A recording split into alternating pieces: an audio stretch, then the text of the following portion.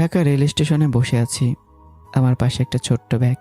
ট্রেনের ঘোষণা বারবার ভেসে আসছে, গন্তব্য সিলেট। আমি চুপচাপ বসে আছি, কিন্তু আমার ভিতরে ঝড় বইছে। মনে মনে বলি, মৌ, তোমাকে ছাড়া আমি একদম শূন্য। তোমাকে ছাড়া আমি কিভাবে বাঁচবো? কিছুক্ষণ পর আমি চোখ বন্ধ করে আবারও বলি, না, আমাকে বাঁচতেই হবে। কিন্তু মৌকে আমি কখনো ক্ষমা করব না। আমার চোখের কোনো অজান্তে পানি জমে ওঠে। ইতিমধ্যে আমি সিলেটগামী ট্রেনে উঠে গেছি। ধীরে ধীরে ট্রেনটা ঢাকা ছেড়ে এগিয়ে যাচ্ছে। এই শহরে পড়ে রইল আমার জীবনের সবচেয়ে প্রিয় মানুষটা, আমার স্ত্রী মৌ। হয়তো আর কখনো দেখা হবে না। দিনকে দিন মৌ আর আমার ভালোবাসা আরও গভীর হতে থাকে। মনে হয় যেন একে অপরকে ছাড়া নিঃশ্বাসই নিতে পারি না। এইভাবে একদিন আমি ঢাকা মেডিকেলে জয়েন করি। আজ থেকে শুরু হলো আমার ডাক্তারি জীবন, যেটা ছিল আমার সবথেকে বড় স্বপ্ন। রাতে মৌ আমার বুকে মাথা রেখে ধীরে বলে, তোমার বেতন একটু বাড়লে তখন একটা ছোট্ট বাসা নিও, সেখানে আমরা ডাল ভাত খেয়ে সুখে থাকবো। তুমি তো সারা জীবন রাজকীয় জীবন কাটিয়েছো, হঠাৎ এমন সাধারণভাবে জীবনযাপন করতে পারবে তো? এই বাড়ির দামি খাবার আর রাজকীয় জীবনের চেয়ে আমার স্বামীর সম্মানের ডাল ভাত অনেক ভালো। এই কথা শুনে মৌয়ের প্রতি আমার সম্মানটা যেন হাজার গুণ বেড়ে যায়। তোমার চাকরির প্রথম দিন কেমন গেল? অনেক ভালো, মনের মতোই চাকরি। অন্যদিকে নিশু ধীরে ধীরে আমার আর ময়ের বিশ্বাস অর্জন করার জন্য চেষ্টা করতে থাকে। অন্যদিকে আমার ভাইয়েরা এখন আর আগের মতো উল্টাপাল্টা খরচ করতে পারছে না, কারণ আগের সব দোষ আমার উপর চাপিয়ে বলতো আমি নাকি চুরি করি। আর এখন সে অজুহাত আর নেই। এক রাতে মৌ হঠাৎ আমাকে জিজ্ঞাসা করে, আচ্ছা, নিশো আমাকে কিছুদিন আগে বলছিল তুমি নাকি ওর দিকে বাজে নজরে তাকিয়েছিলে। পাশে এত সুন্দরী বউ আছে, কিন্তু তাকে স্পর্শ করতে ভয় লাগে। তাই ভাবলাম অন্যদিকে একটু চেষ্টা করি আর কি। আমি এটা দুষ্টুমি করে বলেছিলাম, কিন্তু এই দুষ্টুমি আমার জন্য পরে ভয়ঙ্কর হয়ে উঠতে পারে। মৌ চুপচাপ আমাকে জড়িয়ে ধরে বলে, আমি তো আমার সবকিছু তোমাকে সঁপে দিয়ে দিয়েছি। আমি কখনো তোমাকে বাধা দেব না, কিন্তু তুমি কখনো অন্য কোনো নারীকে আমার এই অধিকার দিও না। কখনো না। তোমার জায়গা আমার জীবনে একটাই। আমি মনে মনে ভাবি, আমি পৃথিবীর সবচেয়ে সুখী মানুষ। দেশের নামকরা হাসপাতালে ডাক্তার হিসেবে কাজ করছি, আর এমন একটা স্ত্রী পেয়েছি যার নিঃশ্বাসেও যেন আমি মিশে আছি। দেখতে দেখতে আরও 2 মাস কেটে যায়। একদিন মৌ তার বাবা আনিস খানকে বলে, আব্বু, আমরা কয়েকদিন পরে একটা ছোট্ট বাসা নিয়ে সেখানে চলে যাব। কেন, এখানে তোদের কি সমস্যা বা কিসের অভাব? সমস্যা অনেক আব্বু, আর অভাব হচ্ছে সম্মানের। ছোট্ট একটা বাসায় আমি আমার স্বামীর সাথে ডাল ভাত খেয়ে থাকবো, তাও অনেক ভালো। অন্তত কেউ আমার স্বামীকে ঘর জামাই বলে অপমান করতে পারবে না। ময়ের এমন কথায় আনিস খান কিছুক্ষণ চুপ করে থাকেন। তিনি আর কিছু বলতে পারেন না। এই কয়েকদিন ধরে ময়ের শরীরটাও কেমন যেন খারাপ লাগছে। মাঝে মাঝে বমি বমি ভাব হয়, মাথাও ঘুরে। তবুও সে আমাকে কিছু বলে না। মনে মনে ভাবে, ডাক্তার দেখানোর মতো সামর্থ্য তো এখন ইমরানের নেই, অযথা তাকে চিন্তায় ফেলবো না। সেই রাতে আমার চোখে ঘুম আসছিল না। মায়ের কথা খুব মনে পড়ছিল। মৌ তখন একটু অসুস্থ লাগায় আগেই ঘুমিয়ে পড়েছিল। আমি ছাদের দিকে যেতে শুরু করতেই হঠাৎ নিশু ডাক দেয়, দুলা ভাই, কোথায় যাচ্ছেন? ছাদে যাচ্ছি। ছাদে যাওয়ার দরকার নেই, আসুন আমার রুমে। আপুর সাথে বিয়ে হওয়ার পর আপনার সাথে তো মন খুলে ঠিকমতো কথা বলা হয়নি। শালিকের এমন কথায় আমি আর না করতে পারলাম না। আমি নিশু রুমে গিয়ে বসি, আর দুজনে গল্প করতে থাকি। গল্প করতে করতে কখন যে রাত 2:30 বেজে গেছে আমি টেরই পাইনি। এদিকে হঠাৎ ময়ূর ঘুম ভেঙে গেলে দেখে আমি বিছানায় নেই। সে আমাকে খুঁজতে বের হয়। ঠিক তখনই আমি নিশুকে বললাম, নিশু, অনেক রাত হয়ে গেছে, আমি যাই, তোমার আপু রুমে একা আছে। নিশু একটু অপ্রস্তুত হয়ে বলল, আচ্ছা দুলা ভাই। মৌ খুঁজতে খুঁজতে এসে দেখে আমি আর নিশু তার রুম থেকে বেরোচ্ছি। এটা দেখি মৌ অবাক হয়ে জিজ্ঞাসা করে, এত রাতে নিশুর রুমে কেন? ঘুম আসছিল না, তাই একটু ওর সাথে আড্ডা দিচ্ছিলাম। এরপর দুজনে নিজেদের রুমে চলে যাই। সকাল আমি আমার কাজে মানে হাসপাতালে চলে আসি। অন্যদিকে ঐশী, খুশি আর নিশু একসাথে বসে আছে। খুশি ধীরেই বলে, নিশু, কাজ হয়েছে? হয়েছে, কিন্তু আপুকে কিভাবে বিশ্বাস করাবো? ঐশী হাসতে হাসতে বলে, আরে নিশু পাখি, কাল রাতে তো ছোট লোকটার তোর রুম থেকে বের হওয়া মৌ নিজেই দেখেছে। এটা শুনে নিশু আর খুশি দুজনে অবাক হয়ে বলে, কি সত্যি বলছো ঐশী আপু? ঐশী আত্মবিশ্বাসের সাথেই বলে, একদম 100% সত্যি। নিশুর ঠোঁটে ধীরে ধীরে এক অদ্ভুত হাসি ফুটে ওঠে। তাহলে এখন আপুকে সব শোনানোর পালা। ঘরের ভিতর তখন এক ভয়ঙ্কর ষড়যন্ত্র শুরু হয়ে গেছে, আর সেই ষড়যন্ত্রের লক্ষ্য হচ্ছে আমি। হঠাৎ খুশি ফিসফিস করে বলে ওঠে, ঐশী আপু, নিশু, মৌ আপু এসেছে, অভিনয় শুরু করো। মৌ নিশুর রুমের দরজার কাছে আসতেই ঐশী জোরে বলে ওঠে, যেন মৌ শুনতে পায়। নিশু, সত্যি করে বল, ওই ঘর জামাইকে রুমে ঢুকিয়ে কি করছিস? তাও আবার 3 ঘন্টা দরজা বন্ধ করে। কথা শুনে মৌ দরজার বাড়ি চুপচাপ দাঁড়িয়ে যায়। তার বুক ধরফর করতে থাকে। সে শোনার চেষ্টা করে যে নিশু কি জবাব দেয়। নিশু কাঁপা কাঁপা গলায় বলে, ঐশী আপু, ইমরান ভাই কেমন করে যেন আমার গোসলের ভিডিও করে ফেলেছে। সে ভিডিও দেখে আমাকে ব্ল্যাকমেল করছে। গতকাল রাতে সে ভিডিওর ভয় দেখে আমার সাথে জোর করে শারীরিক সম্পর্ক করেছে। কথা বলে নিশু অজরে কাঁদতে শুরু করে। ঐশী সাথে সাথে বলে, তুই এটা মৌকে বলিস না কেন? এটা তো সরাসরি ধর্ষণ। নিশু কান্নার মাঝে বলে, না ঐশী আপু, আমার আপু ইমরান ভাইকে খুব ভালোবাসে। আমি বললে তার সংসার ভেঙে যাবে। কথা শুনে ময়ের জন্য পায়ের নিচ থেকে মাটি সরে যায়। তার শরীর থরথর করে কাঁপতে থাকে। চোখের সামনে সবকিছু ঝাপসা হয়ে আসে। ঐশী আবার বলে, সেই ভিডিওটা এখন কোথায়? ইমরান ভাইয়ের মোবাইলে আছে। হঠাৎ করে দরজা ঠেলে মৌ ভিতরে ঢুকে যায়। নিশু খুশি আর ঐশী অবাক হওয়ার অভিনয় করে বলে, আপু তুই এখানে? এটা কি সত্যি? তুই যা বলছিস সব সত্যি? নিশু চোখ মুছতে মুছতে বলে, কিসের সত্যি আপু? তুই কি বলছিস? আর অভিনয় করতে হবে না, আমি সব শুনে ফেলেছি। তুই আমাকে আগে বলিসনি কেন? নিশু মাথা নিচু করে বলে, আপু তুই তো ইমরান ভাইকে অনেক ভালোবাসিস, তাই ভাবছিলাম আমার কথা বিশ্বাস করবি না। মৌ সাথে সাথে আমাকে ফোন করে। তুই এখনই জরুরিভাবে বাসায় আয়। আচ্ছা আসছি। ফোন কেটে দেওয়ার পরই মৌ নিশুকে জিজ্ঞাসা করে, তোর ভিডিও কখন করলো? আরে ভিডিওটা আমার মোবাইলে আছে, তুই নিশ্চিত? নিশু কাঁদতে কাঁদতে বলে, আপু তুই এসব নিয়ে আর বাড়াবাড়ি করিস না। কিছুদিন পর তোরা আলাদা বাসায় চলে যাবি। মৌ রাগে কাঁদতে কাঁদতে বলে। তুই চুপ থাক, এটা আমি বুঝবো। আমার সংসার কি হবে? এরপর ড্রয়িং রুমে সবাই জড়ো হয়। মৌ, নিশু, ঐশী, খুশি, ইমন, আনিস খান, পুরো পরিবার আমার জন্য অপেক্ষা করতে থাকে। প্রায় 30 মিনিট পর আমি বাড়িতে যাই। বাড়িতে ঢুকে দেখি সবাই একসাথে বসে আছে, আর মৌ সেখানে দাঁড়িয়ে। মৌ, কি হয়েছে? এভাবে ডাকলে কেন? আর সবাই একসাথে বসে আছো কেন? তোমার মোবাইলটা দাও তো। আমি কোনো কথা না বলে মোবাইলটা মৌয়ের হাতে তুলে দিই। মৌ মোবাইল নিয়ে লক খুলে একের পর এক ফাইল, গ্যালারি, ভিডিও সব চেক করতে থাকে। অনেকক্ষণ খোঁজার পর হঠাৎই মৌয়ের চোখ দুটো বড় বড় হয়ে যায়। তার মুখের রং ফ্যাকাশ হয়ে যায়, কারণ সে এমন একটা ভিডিও দেখতে পায় যেটা তার পুরো পৃথিবীটাকে মুহূর্তের মধ্যে ভেঙে দিতে পারে। মৌকে এভাবে চোখ বড় বড় করে তাকিয়ে থাকতে দেখে, কি হলো মৌ, এমন করে কি দেখছো? মুহূর্তের মধ্যে মৌয়ের মুখ বদলে যায়। সে ঝড়ের মতো এগিয়ে এসে আমার গালে একের পর এক থাপ্পড় মারতে থাকে। ছোট লোকের বাচ্চা, অমানুষ! তোকে আমি ভালোবেসে নিজের সবটুকু সঁপে দিলাম, আর তুই আমার বোনকে এই ভিডিও দিয়ে ব্ল্যাকমেল করে ধর্ষণ করেছিস। এই কথা শুনে আমার চোখ লাল হয়ে ওঠে অপমানে। আমি কাঁপা হাতে ময়ের হাত থেকে মোবাইলটা নেই। স্ক্রিনে তাকাতেই যেন জমে যাই। মোবাইলে সত্যি নিশুর গোসলের ভিডিও। আমার হাত কেঁপে ওঠে, মোবাইলটা মাটিতে পড়ে যায়। প্লিজ মৌ, বিশ্বাস করো, আমি সব কিছু করিনি, আমাকে ফাঁসানো হচ্ছে। এই কথা শোনার সাথে সাথেই ঐশীর স্বামী আর ইমন ঝাঁপিয়ে পড়ে আমার উপর। তারা এলোপাতাড়ি মারতে শুরু করে। এত মারতে থাকে যে আমার ঠোঁট পেটে রক্ত বের হয়, মাথা ফেটে যায়। ইমন রাগে চিৎকার করে বলে, আমার শরীরে তখন আর কোনো শক্তি নেই। তবুও বললাম, আল্লাহর কসম, আমি কোনো অপরাধ করিনি, আমাকে ফাঁসানো হচ্ছে। ঐশী রাগেই বলে, বড় আব্বু, পুলিশে ফোন করুন, ওকে পুলিশে দেব। আনিস খান কিছুক্ষণ চুপ থেকে বলে ওঠে, না ঐশী, এই বিষয়ে বাইরে গেলে নিশুর জীবন নষ্ট হয়ে যাবে। পুলিশে দেওয়া যাবে না। এর বিচার কি হবে সেটা মৌ সিদ্ধান্ত নেবে। রক্তাক্ত মুখে আমি অসহায় চোখে তাকিয়ে থাকি ময়ের দিকে। ময়ের চোখে তখন অশ্রু আর ঘৃণা একসাথে। সে কাঁপা কণ্ঠে বলে, তোকে আমি এত ভালোবাসতাম, তোর জন্য পুরো পরিবারের সাথে লড়াই করেছি, আর তুই? ছি!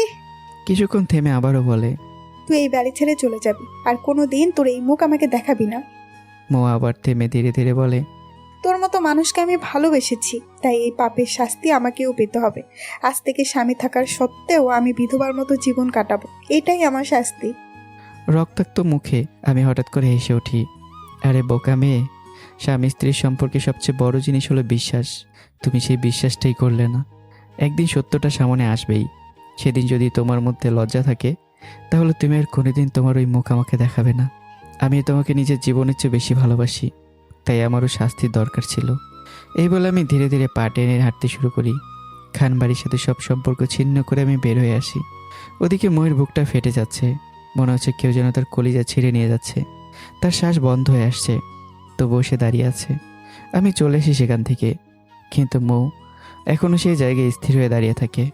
এদিকে নিশু ফোন করে আহসান হাবিবকে বলে। ভাইয়া, প্ল্যান সাকসেসফুল হয়েছে। আহসান হাবিব খুশি হয়ে বলে, ধন্যবাদ নিশো। এখন সুযোগ বুঝে মোয়ের বিয়ের প্রস্তাব দেব। আমি চলে এসে প্রায় 3-4 ঘন্টা পরে সবাই খেয়াল করে মো এখনো একই জায়গায় দাঁড়িয়ে আছে। হঠাৎ করে সে অজ্ঞান হয়ে মাটিতে পড়ে যায়। মোয়ের মা ছুটে এসে তাকে জড়িয়ে ধরে কাঁদতে কাঁদতে বলে। মৌ, কি হলো তোর? বল মা। তাড়াহুড়ো করে সবাই মোকে গাড়িতে তুলে হসপিটালে নিয়ে যায়। অন্যদিকে আমি সেই ফ্ল্যাটে আসি, যেটা আমি আগে থেকে বুক করে রেখেছিলাম।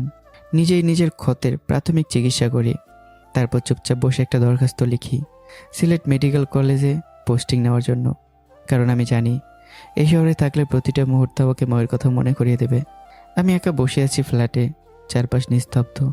শুধু মাথার ভেতরে ঘুরছে 2টা প্রশ্ন। এক, নিশু কি তাহলে এতদিন ভালো মানুষের অভিনয় করছিল? আর দ্বিতীয়ত, আমার মোবাইলে সে ভিডিও এলো কিভাবে? আমি বারবার মনে করার চেষ্টা করি, আমার মোবাইল তো মৌ ছাড়া আর কেউ ধরতো না, তাহলে কিভাবে? পরক্ষণে মাথা ঝাঁকাই, না না, মৌ কখনো এমন করতে পারে না। আমার বুকের ভেতরটা হাহাকার করে ওঠে। এদিকে হাসপাতালে মৌ এখনো অজ্ঞান। ডাক্তার তাকে এমার্জেন্সিতে রেখেছে আর বলেছে অতিরিক্ত মানসিক চাপের কারণে এমন হয়েছে। পরদিন দুপুরে মৌয়ের জ্ঞান ফিরে আসে। ডক্টর সব কিছু পরীক্ষা করে হঠাৎ বলে, মিসেস মৌ, আপনি খুব বেশি টেনশন করবেন না, এতে আপনার বাচ্চার ক্ষতি হতে পারে। বাচ্চা শব্দটা শুনে মৌ যেন চমকে ওঠে। সে অবাক হয়ে বলে, বাচ্চা? কি বললেন ডাক্তার? বাচ্চা মানে? হ্যাঁ, আপনি জানেন না, আপনার গর্ভে প্রায় 2 মাসের বাচ্চা আছে। এ কথা শুনেই মৌ হঠাৎ কেঁদে ফেলে। এই কান্না কি খুশির নাকি অসীম কষ্টের, সেটা সে নিজেও বুঝতে পারে না। আনিস খান আর মৌয়ের মা অবাক হয়ে যায়। আনিস খান কঠিন গলায় বলে, মৌ, এই বাচ্চা নষ্ট করে ফেল, না হলে এই বাবার পরিচয় কি দিবি? মৌ সঙ্গে সঙ্গে রেগে ওঠে। আব্বু, ফালতু কথা বলবে না। আর বাবাকে আমি আমার জীবন থেকে দূরে সরিয়ে দিয়েছি, কিন্তু আমার সন্তানের বাবা আছে। সে চোখের পানি মুছে বলে, আমি আমার সন্তানকে এই পৃথিবীর আলো দেখাবো। এখন সেই আমার বেঁচে থাকার একমাত্র অবলম্বন। এইভাবে 1 সপ্তাহ কেটে যায়। মৌ রুম থেকে বের হয় না, চুপচাপ একা বসে থাকে। অন্যদিকে আজ আমি শহর ছেড়ে সিলেট মেডিকেলে চলে যাব। একদিন মৌয়ের সাথে দেখা করতে আসে তার বান্ধবী কোহিনূর। রুমে ঢুকে কোহিনূর অবাক হয়ে বলে, বান্ধবী, তোর কি অবস্থা? তুই এমন দেখাচ্ছিস কেন? আর ইমরান ভাই কোথায়? এই কথা শুনে মৌ দৌড়ে গিয়ে কোহিনূরকে জড়িয়ে ধরে হামা করে কেঁদে ওঠে। আমার সব শেষ হয়ে গেছে রে বান্ধবী, সব শেষ। কোহিনূর তাকে শক্ত করে জড়িয়ে ধরে বলে, কি হয়েছে আমাকে বল। মৌ কান্না করতে করতে পুরো ঘটনা খুলে বলে। একটা কথাও সে লুকায় না। সব শুনে কোহিনূর গভীর নিঃশ্বাস ফেলে বলে, ঘটনা খুবই মর্মান্তিক। তার মধ্যে তুই এখন অন্তঃসত্ত্বা। কিছুক্ষণ চুপ থেকেই বলে, তারপরও কয়েকটা প্রশ্ন করব, ঠিক করে উত্তর দিবি। বল। তোদের বিয়ে হয়েছে কত মাস? 5 মাসের বেশি। কিন্তু কেন? তুই আর ইমরান ভাই শারীরিকভাবে কাছাকাছি হয়েছিলি কবে? প্রথম 2.5 মাস আমরা একসাথে ছিলাম, কিন্তু কোনো শারীরিক সম্পর্ক হয়নি। 2.5 মাস পরে আমরা শারীরিক সম্পর্ক করি। সেই সময়ের মধ্যে ইমরান ভাই কি কখনো তোকে জোর করেছে বা খারাপ নজরে দেখেছে? না, কখনো না। আমি তো এমন কিছু দেখিনি। কিন্তু তুই এসব প্রশ্ন করছিস কেন? স্বামী স্ত্রীর সবচেয়ে বড় সম্পদ হচ্ছে বিশ্বাস। তুই এই বাড়ির সবচেয়ে সুন্দর মেয়ে। ভার্সিটিতে তোকে নিয়ে সবাই ক্রাশ খেত। এখন এসব কথা বলছিস কেন? কারণ তুই তোর স্বামীকে বিশ্বাস করিসনি। কিভাবে বুঝলি? যেখানে তোর মতো সুন্দর স্ত্রী ইমরান ভাইয়ের পাশে ছিল, যার উপর তার সম্পূর্ণ অধিকার ছিল, তবুও সে কখনো জোর করেনি, খারাপ নজরে তাকায়নি। সেখানে সে তোর বোনকে ব্ল্যাকমেল করে ধর্ষণ করবি, এটা কি বিশ্বাসযোগ্য? যে মেয়েটা তোর পায়ের যোগ্য না? কোহিনূরের কথা শুনে মৌ যেন কেঁপে ওঠে। তার চোখ বড় বড় হয়ে যায়। তাহলে সেই ভিডিওটা? যদি সত্যি ইমরান ভাই ভিডিও করতো, তাহলে কি সে নিজের ফোনে সেই ভিডিও কখনো রাখতো না? একটা পাগলও বুঝবে তার মোবাইল তার স্ত্রী ধরবেই, তখন তুই ভিডিও দেখে ফেলবি। এই কথা শুনে হঠাৎ আমার বলা কথাগুলো মৌয়ের মনে পড়ে যায়। স্বামী স্ত্রীর সম্পর্কে সবচেয়ে বড় জিনিস বিশ্বাস। একদিন সত্যিটা সামনে আসবে। সেদিন যদি লজ্জা থাকে, আমার সামনে আসবে না। মৌ হঠাৎ ফ্লোরে বসে পড়ে, অজরে কাঁদতে থাকে। কোহিনূর বলে ওঠে, আমি চলি। তুই ইমরান ভাইয়ের সাথে এ নিয়ে 3 বার অন্যায় করেছিস। কোহিনূর চলে যায়। মৌয়ের মাথা কাজ করা বন্ধ হয়ে যায়। সে ফেলফেল করে তাকিয়ে থাকে, মনে মনে বলতে থাকে, আমি কিভাবে পারলাম ওকে এত আঘাত দিতে? কিভাবে পারলাম ওকে অবিশ্বাস করতে? কিভাবে সবাইকে দিয়ে ওকে মারতে দিলাম? তার বুকের ভিতর তখন একটাই অনুভূতি, অপরাধ বোধ আর অসীম অনুতাপ। ময়ের চোখ দিয়ে টপটপ করে পানি পড়ছে। সে নিজের মাথায় হাত দিয়ে নিজেকে দোষ দিতে থাকে। আমি কিভাবে পারলাম, কিভাবে ওকে এত অপমান করলাম, কিভাবে সবার সামনে ওকে মার খাওয়ালাম। সে ভেঙে পড়া গলায় বলতে থাকে, এখন ইমরানকে আমি কোথায় পাবো? আর পেলেও সে কি আমাকে ক্ষমা করবে? আর আমি কিভাবে তার সামনে দাঁড়াবো? ময়ের বুকটা যেন ফেটে যাচ্ছে। অন্যদিকে ঢাকা রেল স্টেশনে বসে আছি। আমার পাশে একটা ছোট্ট ব্যাগ। ট্রেনের ঘোষণা বারবার ভেসে আসছে। গন্তব্য সিলেট। আমি চুপচাপ বসে আছি, কিন্তু আমার ভিতরে ঝড় বইছে। মনে মনে বলি, মৌ, তোমাকে ছাড়া আমি একদম শূন্য। তোমাকে ছাড়া আমি কিভাবে বাঁচব? কিছুক্ষণ পর আমি চোখ বন্ধ করে আবারও বলি, না, আমাকে বাঁচতেই হবে। কিন্তু মৌকে আমি কখনো ক্ষমা করব না। আমার চোখের কোনো অজান্তে পানি জমে ওঠে। এদিকে মৌ চোখের পানি মুছে ফেলে। হঠাৎ তার চোখে এক ধরনের কঠোরতা চলে আসে। সে কোমরে কাপড় গুঁজে দৃঢ় পায়ে হাঁটা শুরু করে। আর সে জবাব চাইবে নিশুর কাছে, নিজের পরিবারের কাছে। কেন তারা তার সুখের সংসারটা মিথ্যার আশ্রয় নিয়ে ধ্বংস করে দিল? মৌ গিয়ে দাঁড়ায় নিশুর রুমের সামনে। দেখে দরজাটা ভেতর থেকে বন্ধ, কিন্তু ভেতরে কথা হচ্ছে। মৌ থেমে যায়। সে বুঝতে পারে ভেতরে তার বাবা আনিস খান, নিশু আর আহসান হাবিব আছে। মৌ নিঃশব্দে দাঁড়িয়ে তাদের কথা শুনতে থাকে। ভেতর থেকে আনিস খানের গলা ভেসে আসে, যেভাবেই হোক চালাকি করে বাচ্চাটাকে শেষ করতে হবে, তারপর আবেগ দিয়ে না হয় জোর করে হাবিবের সাথে ময়ূর বিয়ে দেবো। এ কথা শুনে ময়ের বুক কেঁপে ওঠে। এরপর নিশু বলে, বাবা আপুকে কৌশলে বাচ্চা নষ্ট হওয়ার ওষুধ খাইয়ে দিলেই হবে। তারপর আহসান হাবিব বলে, আঙ্কেল, কাল আমি বাচ্চা নষ্ট করার ওষুধ নিয়ে আসবো। এই কথা শুনে মৌ যেন পাথর হয়ে যায়। তার শরীর কাঁপতে শুরু করে। ধীরে ধীরে সে নিজের পেটে হাত রাখে। চোখ দিয়ে আবারও পানি গড়িয়ে পড়ে। কাঁপা গলায় ফিসফিস করে বলে, না, আমি আমার বাচ্চার কিচ্ছু হতে দেব না, কখনো না। সেই মুহূর্তেই মৌ বুঝে যায় তার নিজের পরিবারই এখন তার সবচেয়ে বড় শত্রু। আর তাকে একাই লড়তে হবে নিজের সন্তানের জন্য আর নিজের ভালোবাসার সত্য প্রমাণ করার জন্য। মৌ আর নিশুর রুমে ঢুকলো না। সব কিছু জেনেও সে না জানার ভান করে চুপচাপ নিজের রুমে চলে গেল। রুমে ঢুকে দরজা বন্ধ করে দেয়। তারপর কাপা হাতে ফোনটা তুলে কোহিনূরকে কল দেয়। ফোন ধরতেই মৌ সব কিছু খুলে বলে, বাবা, নিশু আর আহসান হাবিবের কথা, বাচ্চা নষ্ট করার পরিকল্পনা, সব শুনে কোহিনূর দীর্ঘশ্বাস ফেলে বলে, তোকে আমি বলেছিলাম না, দেখলি তো ইমরান ভাইকে ফাঁসানো হয়েছে। মৌ চোখের পানি মুছে বলে, এসব এখন বাদ দে, বল আমি কি করব? এখানে থাকলে আমার বাচ্চার জন্য ঝুঁকি আছে। কোহিনূর কিছুক্ষণ ভেবে বলে, তুই এখনই আমাদের বাড়ি চলে আয়, তারপর দেখা যাবে কি করা যায়। আর লুকিয়ে আসবি।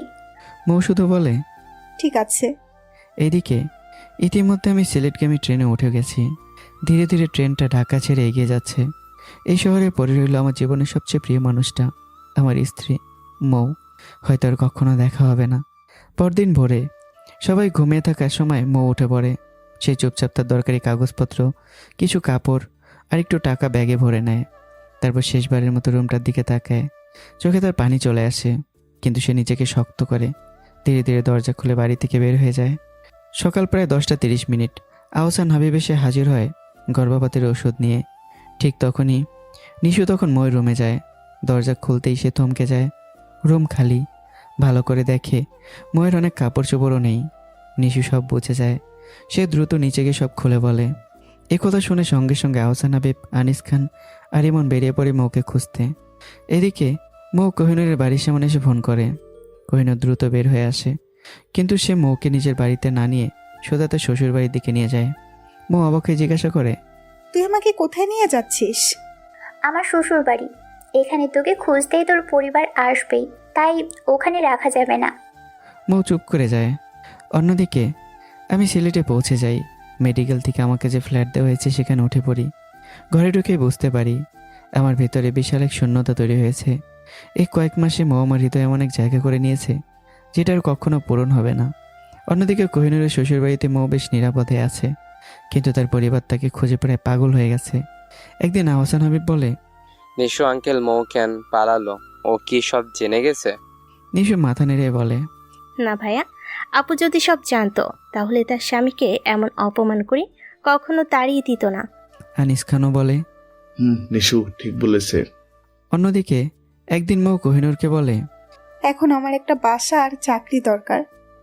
আগে কিছুদিন আমার সাথে থাক, তারপর দেখা যাবে কি করা যায়। এমনিতে আমাদের বাড়ির উপর একটা সিঙ্গেল রুম আছে, সেটা তোর জন্য ঠিক আছে। তাহলে তুই আমাকে ওই বাসাটা ভাড়া দিয়ে দে। আগে থাক, ভাড়ার কথা পরে হবে। এভাবে 1 মাস কেটে যায়। মৌ অনেক জায়গায় চাকরি খোঁজে, কিন্তু ঢাকা শহরে চাকরি পাওয়া যেন সোনার হরিণ পাওয়ার মতো। অনেক চেষ্টা করার পর অবশেষে সে একটা হাসপাতালে নার্সের চাকরি পায়। বেতন মোটামুটি ভালো। চাকরি পর দিন রাতে মৌ নিজের পেটে হাত রেখে আস্তে করে বলে, দেখ বাবা, তোর মা হার মানেনি। তার চোখ দিয়ে আবারও নীরবে অশ্রু গড়িয়ে পড়ে। মৌ এখন সবসময় বোরখা পরে মুখ ঢেকে বাইরে বের হয়, যেন কেউ তাকে চিনতে না পারে। তার চোখে এখন আর আগের সেই কোমলতা নেই, বরং জমে আছে কষ্ট আর প্রতিজ্ঞা। সে মনে মনে শপথ করেছে নিজের পরিবারকে সে কখনো ক্ষমা করবে না, বিশেষ করে তার বোন নিশুকে। কারণ বোন হয়ে যে বোনের সংসার ভাঙতে পারে, তার জন্য কোনো ক্ষমা নেই। অন্যদিকে আমিও নিজের জীবনে একটা কঠিন শপথ নিয়েছি। আমি ভাবি এই টাকার জন্যই তো আজ আমার পরিবার, আমার বাবা, ভাই, ভাবি, স্ত্রী, শ্বশুরবাড়ির লোক সবাই আমাকে অপমান করেছে, তুচ্ছ তাচ্ছিল্য করেছে। এই টাকাকেই আমি হাতের ময়লা বানাবো, এত টাকা উপার্জন করব যেন কেউ আর আমাকে অবহেলা করতে না পারে। আমি নিজের হাসপাতাল বানাবো। এদিকে আহসান হাবিব আর আনিস খান মৌকে খুঁজতে পত্রিকায় বিজ্ঞাপন দেয়, ছবিসহ খোঁজে, কিন্তু কোনো খোঁজ পাওয়া যায় না। পত্রিকায় নিজের ছবি দেখে একদিন মৌ আর কোহিনূর একটু ভয় পেয়ে যায়, কিন্তু পরে নিজেদেরকে সামলে নেয়, কারণ মৌ তো সবসময় মুখ ঢেকে চলাফেরা করে। এভাবে কেটে যায় 6টা বছর। এই 6 বছর অনেক কিছু বদলে যায়। মেয়েটার একটা ছেলে সন্তান জন্ম নেয়, তার নাম আরিয়ান আহমেদ। আরিয়ানি এখন মৌয়ের পুরো পৃথিবী। অন্যদিকে আমি এখন সিলেট শহরের নামকরা ডাক্তার। আমার খ্যাতি চারদিকে ছড়িয়ে পড়েছে। সিলেটে এখন আমার 5টা হাসপাতাল, নিজের বড় বাড়ি হয়েছে, কিন্তু আমার জীবনের শূন্যতা এখনও পূরণ হয়নি। হাসপাতালে ডাক্তার আয়েশা নামে এক অপূর্ব ডাক্তারও আছে। সে আমার জন্য পাগল, রীতিমতো আমার প্রেমে হাবুডুবু খাচ্ছে। একদিন আমি তাকে জিজ্ঞাসা করি, মিস আয়েশা, আপনি এখনো বিয়ে করেননি কেন? আয়েশা মুচকি এসে বলে, আপনার জন্য। আমি কিছুক্ষণ চুপ থেকেই বলি, আমার জন্য অপেক্ষা করে লাভ নেই। আমার জীবনে যে শূন্যতা, সেটা কেউ পূরণ করতে পারবে না। তবু আয়েশা হাল ছাড়ে না। এদিকে একদিন ছোট্ট আরিয়ান তার মাকে জিজ্ঞাসা করে, আম্মু, আমার লাভ্বু কোথায়? স্কুলে সবার লাভ্বু আছে, আমার কেন নেই? এই প্রশ্ন শুনে মৌ থমকে যায়, তার বুকটা কেঁপে ওঠে। তবুও সে হাসার চেষ্টা করে বলে, তোমার বাবা বিদেশে আছে, আর কিছুদিন পরে চলে আসবে। আরিয়ান রাগ করে বলে, তুমি মিথ্যুক আম্মু, তুমি তোমায় কি করতে বলো? এই কথা শুনে মৌ নিজেকে ধরে রাখতে পারে না। সে ছেলেকে জড়িয়ে ধরে অঝরে কাঁদতে থাকে। প্রতিটা রাতেই আমি মৌয়ের ছবি দেখে চোখের পানি ফেলি, আর ঠিক একইভাবে প্রতিটা রাতে মৌ আমার ছবি দেখে কাঁদে। আমাদের দূরত্ব 6 বছর, কিন্তু ভালোবাসা এখনও শেষ হয়নি। একদিন তাড়াহুড়ো করে মৌ ভুলে মুখ না ডেকে বাইরে বেরিয়ে যায়। ঠিক সেই দিনই হঠাৎ তার সামনে এসে দাঁড়ায় নিশু। নিশু অবাক হয়ে বলে, আপু তুই, তোকে আমরা কত খুঁজেছি। মৌয়ের চোখে আগুন জ্বলে ওঠে। সে সাথে সাথে 2টা থাপ্পড় মারে নিশুকে। তোর মতো বোন যেন আল্লাহ শত্রু কেউ না দেয়। বোন হয়ে বোনের সংসার ভেঙেছিস। নিশু কিছু বলে না, শুধু বলে, আপুকে ফোন করেছি, তুই একটু অপেক্ষা কর। কিন্তু মৌ সুযোগ বুঝে নিশুকে ফাঁকি দিয়ে পালিয়ে যায়। হাসপাতালে শেষে ভয়ে ভয়ে কাজ করতে থাকে। হঠাৎ এক মহিলা ডাক্তার এসে বলে, মিস মৌ, কোনো সমস্যা হয়েছে? আপনাকে এমন লাগছে কেন? মৌ দ্রুত বলে, না ম্যাম, আমি ঠিক আছি। ডক্টর আবারও বলে, কোনো সমস্যা থাকলে বলুন, আমি সাহায্য করব। কিছুক্ষণ চুপ থেকে মৌ বলে, আমাদের হাসপাতালে তো অনেক বেঞ্চ আছে, আমাকে কি অন্য কোথাও ট্রান্সফার করা যায় না? ডক্টর অবাক হয়ে বলে, হঠাৎ ট্রান্সফার কেন? তখন মৌ সব খুলে বলে। সব শুনে ডক্টর মাথা নাড়ে। ঠিক আছে মিস মৌ, আমাদের সিলেট ব্রাঞ্চে একজন নার্স লাগবে, আপনি সেখানে যেতে পারবেন। মৌ সাথে সাথে বলে, জি ম্যাম, আমি যাব। তাহলে আমি সিলেটে জানিয়ে দিচ্ছি, আপনি আজ রাতেই রওনা হয়ে যান। মৌ কিছুক্ষণ চুপ থাকে। তার মনে এক অদ্ভুত অনুভূতি জাগে। সে জানে না এই সিলেটে হয়তো তাকে আবার তার হারানোর জীবনের সামনে দাঁড় করাবে। বিকেলে মৌ কোহিনূরকে সব কিছু খুলে বলে, নিশুর সাথে দেখা হওয়া, ট্রান্সফার নেওয়া, সব। তারপর ধীরে বলে, আমি আজ রাতে সিলেট চলে যাচ্ছি। কোহিনূর একটু চুপ থেকেই বলে, তাহলে তুই সিলেটে আমার খালা শাশুড়ির পাশে গিয়ে ওঠ। উনি কি আমাকে চিনবেন? আরে না, চিনলেও সমস্যা নেই, ওনার কোনো সন্তান নেই, স্বামীও অনেক বছর আগে মারা গেছেন, উনি একাই থাকেন। তোকে পেলে অনেক খুশি হবেন, আমি ওনাকে ফোনে বলে দিচ্ছি। তাহলে তো ভালোই হবে, নাহলে হঠাৎ গিয়ে কোথায় উঠবো ভাবছিলাম। দেখিস, তোকে পেয়ে উনি এত খুশি হবেন যে তোকে আর কোথাও যেতেই দিবেন না। মৌ হালকা হাসে, কিন্তু সে হাসির ভেতরে লুকিয়ে আছে অনেক কষ্ট, অন্যদিকে আহসান হাবিব আর আনিস খান এখনও মৌকে খুঁজে বেড়াচ্ছে। 6 বছর ধরে যেন তারা পাগলের মতো খুঁজেই চলেছে। আজকে নিশু হঠাৎ বলে, আপু আসলে আপু সব সত্য জেনে গেছে, তাই পালিয়েছে। এই কথা শুনে আনিস খান আর আহসান হাবিব দুজনে অবাক হয়ে যায়। তারপর আবারও নতুন করে পুরো ঢাকা শহর তন্ন তন্ন করে খোঁজা শুরু করে, কিন্তু তবুও মৌয়ের কোনো খোঁজ পাওয়া যায় না। রাতে মৌ তার ছোট্ট ছেলে আরিয়ানকে নিয়ে সিলেটগামী ট্রেনে উঠে পড়ে। ট্রেন ধীরে ধীরে ঢাকা ছেড়ে এগিয়ে যায়। মৌ জানালার পাশে বসে থাকে। তার বুকের ভিতরে কেমন অদ্ভুত একটা অনুভূতি হচ্ছে। এদিকে সিলেটে নিজের বাসায় বসে আছি আমি। হঠাৎ আমার মনটা কেমন অস্থির হয়ে ওঠে। আমি নিজে অবাক হয়ে ভাবি, আজ কেন যেন মনে হচ্ছে আমার খুব আপন কেউ আসছে। আমার বুকটা অকারণে ধরপড় করতে থাকে। ট্রেনের ভেতরে ছোট্ট আরিয়ান মায়ের দিকে তাকিয়ে বলে, আম্মু, আমলা এত রাতে কোথায় যাচ্ছি? মৌ তার মাথায় হাত বুলিয়ে বলে, নতুন চাকরিতে যাচ্ছি বাবা। আরিয়ান আবারও বলে, আত্মা আম্মু, তুমি প্রতিদিন আব্বুর তবে বুকে নিয়ে কাজও কেন? মৌ থমকে যায়। তার চোখে আবারও পানি চলে আসে, তবুও সে নিজেকে সামলে বলে, তোমার আব্বু দূরে আছে তাই তাই আমার কষ্ট হয়, এই জন্য কাঁদি। আরিয়ান একটু রাগ করে বলে, আব্বু খুব কথা, আমাকে আর তোমাকে একসাথে করতে দিতে। মৌ সাথে সাথে বলে, না বাবা, এমন বলতে নেই। সে ছেলেকে বুকে জড়িয়ে ধরে মনে মনে বলে, তোমার আব্বু পচা না, তোমার আম্মু পাপি পচা। সারা রাতে যাত্রা শেষে সকালে ট্রেন এসে থামে সিলেট রেল স্টেশনে। মৌ আরিয়ানকে নিয়ে ট্রেন থেকে নামে। প্ল্যাটফর্মে পা রাখতেই হঠাৎ তার বুকটা কেমন করে ওঠে। মনে হয় এই শহরের সাথে তার জীবনের কোনো গভীর সম্পর্ক আছে। সে জানে না এই শহরে আছে সেই মানুষটা যাকে সে সবচেয়ে বেশি ভালোবাসে আর সবচেয়ে বেশি কষ্টও দিয়েছে। মৌ সিলেট রেল স্টেশনে দাঁড়িয়ে আছে। চারদিকে নতুন শহর, নতুন মানুষ, সব কিছু তার কাছে অচেনা। হঠাৎ তার ফোনটা বেজে ওঠে। পাশ থেকে আবার ভেসে আসে, আমি কোহিনুরের খালা শাশুড়ি বলছি, তুমি এখন কোথায়? আমি তো রেল স্টেশনে আছি। তারপর তাদের মধ্যে ঠিকানা নিয়ে কথা হয়। কিছুক্ষণ পর মৌ ছোট্ট আরিয়ানকে নিয়ে রওনা দেয় সেই বাড়ির দিকে। কোহিনুরের খালা মৌকে দেখে খুব খুশি হন। তিনি একদম মায়ের মতো করে মৌকে বলেন, মা, তুমি চিন্তা করো না কোনো, এই বাড়িকে নিজের বাড়ি মনে করে থাকো। মৌ কৃতজ্ঞ চোখে তার দিকে তাকায়। এভাবেই কেটে যায় 2 দিন। 2 দিন পর মৌ তার নতুন হাসপাতালের ডিউটিতে যোগ দেয়। এদিকে খালার সাথে ছোট্ট আরিয়ানের খুব ভালো সম্পর্ক হয়ে যায়। আরিয়ান তাকে আদর করে দাদু বলে ডাকে। খালাও ছেলেটাকে খুব ভালোবেসে ফেলে। একদিন বিকেলে খালা আরিয়ানকে নিয়ে একটু ঘুরতে বের হন। রাস্তা দিয়ে হাঁটতে হাঁটতে তার একটা বড় হাসপাতালের সামনে আসে। হাসপাতালের একপাশে একটা বেঞ্চে বসে আছে একজন মানুষ। সে আর কেউই না, আমি নিজেই। প্রতিদিন বিকেলে কিছুক্ষণ এখানে আমি বসে থাকি। হঠাৎ আরিয়ান আমাকে দেখে থেমে যায়। সে স্থির হয়ে তাকিয়ে থাকে আমার দিকে। আমি খেয়াল করি একটা ছোট্ট ছেলে আমার দিকে এক দৃষ্টিতে তাকিয়ে আছে। এই যে বাবু, এমন করে কি দেখছো? আমি বাবু না, আমার নাম আলিয়ান। আল্লাহ আপনাকে দেখতে এতে হয়েতে তাই দেখেছি। কোনো সমস্যা আছে? বাহ, একসাথে এত কথা আর এত বড় বড় কথা। তুমি এখানে কার সাথে এসেছো? আমার দাদুর সাথে।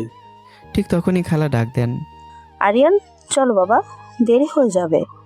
আরিয়ান আর কিছু না বলেই চলে যায়। আমি তখনও চুপচাপ বসে অপলক দৃষ্টিতে তাকিয়ে থেকে ছেলেটার দিকে। কেন যেন আমার মনে হয় এই ছেলেটাকে কোথাও যেন আগেও দেখেছি। একটা টান অনুভব হয়, অথবা ছেলেটা আমার খুব আপন কেউ, কিন্তু আমি বুঝতে পারি না কেন এমন লাগছে। আসলে আরিয়ান তার মায়ের মোবাইলে আমার ছবি দেখেছে, কিন্তু সেই ছবিতে আমার ছিল ক্লিন শেপ আর পোশাকও ছিল সাদামাটা। আর এখনকার আমি স্টাইল করা দাড়ি, টাই, কোট, অনেক বেশি হ্যান্ডসাম। তাই আরিয়ান আমাকে চিনতে পারেনি। অন্যদিকে মৌ হাসপাতালে কাজ করতে শুরু করে দিয়েছে। তার দিনগুলো মোটামুটি ভালোই যাচ্ছে, কিন্তু একদিন সে খেয়াল করে একজন সিনিয়র ডক্টর বারবার তার দিকে তাকাচ্ছে। মৌ একটু অস্বস্তিতে পড়ে যায়। তার পুরনো ভয়গুলো আবারও জেগে ওঠে। ঠিক তখনই সে ডক্টর তার কাছে এসে বলে, হ্যালো মিস, আমি ডাক্তার সাজ্জাদ মাহমুদ। মৌ ভদ্রতার খাতিরেই বলে, হ্যালো, আমি মৌ। ডক্টর হালকা হেসে বলে, আপনি ভয় পাচ্ছেন কেন? আসলে আপনাকে আগে কখনো দেখিনি, তাই দেখছিলাম নতুন নাকি পুরনো বোঝার জন্য। একথা বলে তিনি চলে যান। কিছুক্ষণ পর মৌ একটা পুরনো নার্সকে জিজ্ঞাসা করে, এই ডাক্তার কেমন মানুষ? নার্সটা হেসে বলে, উনি খুব ভালো ডাক্তার আর খুব ভালো মানুষও। তোমার ভয় পাওয়ার কোনো কারণ নেই। মৌ একটু স্বস্তির নিঃশ্বাস ফেলে। রাতে মৌ আরিয়ানকে ঘুম পাড়াচ্ছিল। ঘুমানোর আগে আরিয়ান হঠাৎ বলে ওঠে, আম্মু জানো, আজকে আমি আব্বুর মতো একটা মানুষ দেখেছি, কিন্তু পুরোপুরি আব্বু না। এই কথা শুনে ময়ের বুকটা হঠাৎ কেঁপে ওঠে। মুহূর্তের জন্য তার নিঃশ্বাস বন্ধ হয়ে আসে, কিন্তু পরক্ষণে সে নিজের মনকে বোঝায়। না, এটা সম্ভব না। মৌ শান্ত থাকার চেষ্টা করে বলে, আরিয়ান, বাবা তো একজনই হয়, তাই অন্য কাউকে দেখে বাবার মতো বলবে না। আরিয়ান মাথা নেড়ে বলে, আত্মা আম্মু, আল্লাহ বলবো না। মৌ ছেলের মাথায় হাত বুলিয়ে দেয়, কিন্তু তার বুকের ভিতর অদ্ভুত একটা ভয় কাজ করতে থাকে। পরদিন হাসপাতালে মৌ একটা ছোট্ট বাচ্চাকে ইঞ্জেকশন দিচ্ছিল। তখন সে পাশে থাকা আরেক নার্সকে জিজ্ঞাসা করে, এই বাচ্চাটার কি অপারেশন হবে? হ্যাঁ, এই বাচ্চাটার হার্ট সার্জারি হবে। মৌ অবাক হয়ে বলে, আমাদের হাসপাতালেই তো অনেক ভালো ডাক্তার আছে, তাহলে বাইরে থেকে ডাক্তার কেন? আছে ঠিকই, কিন্তু ডাক্তার ইমরান আহমেদের মতো হার্ট স্পেশালিস্ট এখানে নেই, তাই ওনাকে অন্য হাসপাতাল থেকে ডাকা হয়েছে। কাল উনি আসবেন। ডাক্তার ইমরান আহমেদ? এই নামটা শুনে ময়ের শরীর হঠাৎ জমে যায়। তার নিঃশ্বাস ভারী হয়ে ওঠে, হার্টবিট দ্রুত হয়ে যায়। সে মনে মনে ভাবে, না না, এটা হতে পারে না। ইমরান আহমেদ নামে তো অনেক মানুষ আছে। তারপর নিজেকেই বোঝায়, আর আমার ইমরান তো ঠিকমতো পড়াশোনা জানতো না, সে আবার ডাক্তার হবে কিভাবে? ঠিক তখনই পাশে নার্স বলে ওঠে, মিস মৌ, কোথায় হারিয়ে গেলে? না কিছু না, আমি আছি। মৌ চমকে উঠে বলে, কিন্তু তার মনটা অদ্ভুতভাবে অস্থির হয়ে যায়। বিকেলে হাসপাতালের সামনে সেই ব্রেঞ্চে বসে আছি। ঠিক তখনই আবার সেখানে আসে আরিয়ান। আমি দূর থেকে তাকে ডাকি, এই যে বাবু, শোনো। আরিয়ান সাথে সাথে রেগে গিয়ে বলে, আপনাকে না গতকাল বলেছি আমার নাম আলিয়ান, বাবু না। বাহ, কি রাগ! এত রাগ কোত্থেকে আসে বলো তো? আরিয়ান তখন অনেক বকাঝকা শুরু করে। আমি হেসেই যাই, আচ্ছা আচ্ছা সরি, আর বাবু ডাকবো না, এখন থেকে আরিয়ান বলবো। এরপর দুজনে কথা বলতে শুরু করি। আমি খেয়াল করি এই ছোট্ট ছেলেটাকে দেখলেই আমার অটোমেটিক মুখে হাসি চলে আসে।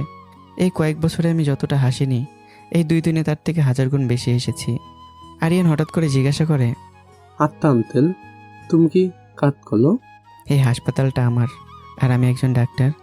আরিয়ান অবাক হয়ে বলে, সত্যি? তারপর শুরু হয় গল্প। আমি আরিয়ানকে নিয়ে গল্প করি, হাসাহাসি করি, মজাও করি। অল্প সময়ের মধ্যেই দুজনের মধ্যে অদ্ভুত একটা বন্ধুত্ব হয়ে যায়। দূর থেকে কোহিনূরের সে খালা সব কিছু দেখছিলেন। তিনি মনে মনে অবাক হয়ে ভাবেন, এই দুজনকে দেখে কেন যেন মনে হচ্ছে এদের মধ্যে কোনো গভীর সম্পর্ক আছে। কিন্তু তিনি জানেন না অজান্তে এক বাবা আর তার ছেলে একে অপরের বন্ধু হয়ে গেছে। পরদিন হাসপাতালে ময়ের ভীষণ কাজের চাপ, আর সেই ছোট্ট বাচ্চাটার হার্ট অপারেশন। সবার মধ্যে ব্যস্ততা। অপারেশন থিয়েটার প্রস্তুত করা হচ্ছে, যন্ত্রপাতিও সাজানো হচ্ছে, নার্সরা দৌড়াদৌড়ি করছে, কারণ আজ সেখানে যাব আমি। আমি শুধু অপারেশন করে আবারও নিজের হাসপাতালে ফিরে আসব। কিছুক্ষণ পরে হাসপাতালে গিয়ে পৌঁছালাম। সাদা কোট, চোখে আত্মবিশ্বাস, চারপাশে সবাই আমাকে সম্মান জানাচ্ছে।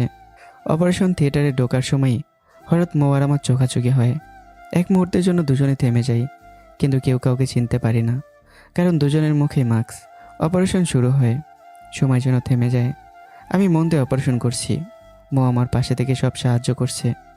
কিন্তু অদ্ভুত ব্যাপার, এই পুরো সময় দুজনের হৃদস্পন্দন অস্বাভাবিক দ্রুত হয়ে আছে। আমি মনে মনে ভাবি, আজ আমার এমন কেন হচ্ছে? হার্টবিট এত দ্রুত কেন? কেন যেন মনে হচ্ছে মৌ আশেপাশে আছে। আমি নিজে নিজে চিন্তায় অবাক হয়ে যাই। অন্যদিকে ময়ের অবস্থাও একই। তার বুক ধড়ফড় করছে, নিঃশ্বাসও ভারী হয়ে যাচ্ছে।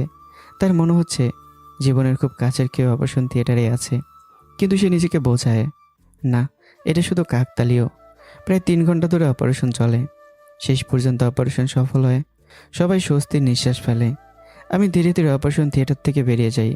অন্যদিকে মৌ আর থাকতে পারে না, তার মনটা অদ্ভুতভাবে অস্থির হয়ে উঠছে। সে ছুটি নিয়ে সোজা বাসায় চলে যায়। খালা অবাক হয়ে জিজ্ঞাসা করে, মা, আজ এত তাড়াতাড়ি চলে এলে? শরীরটা একটু খারাপ লাগছে।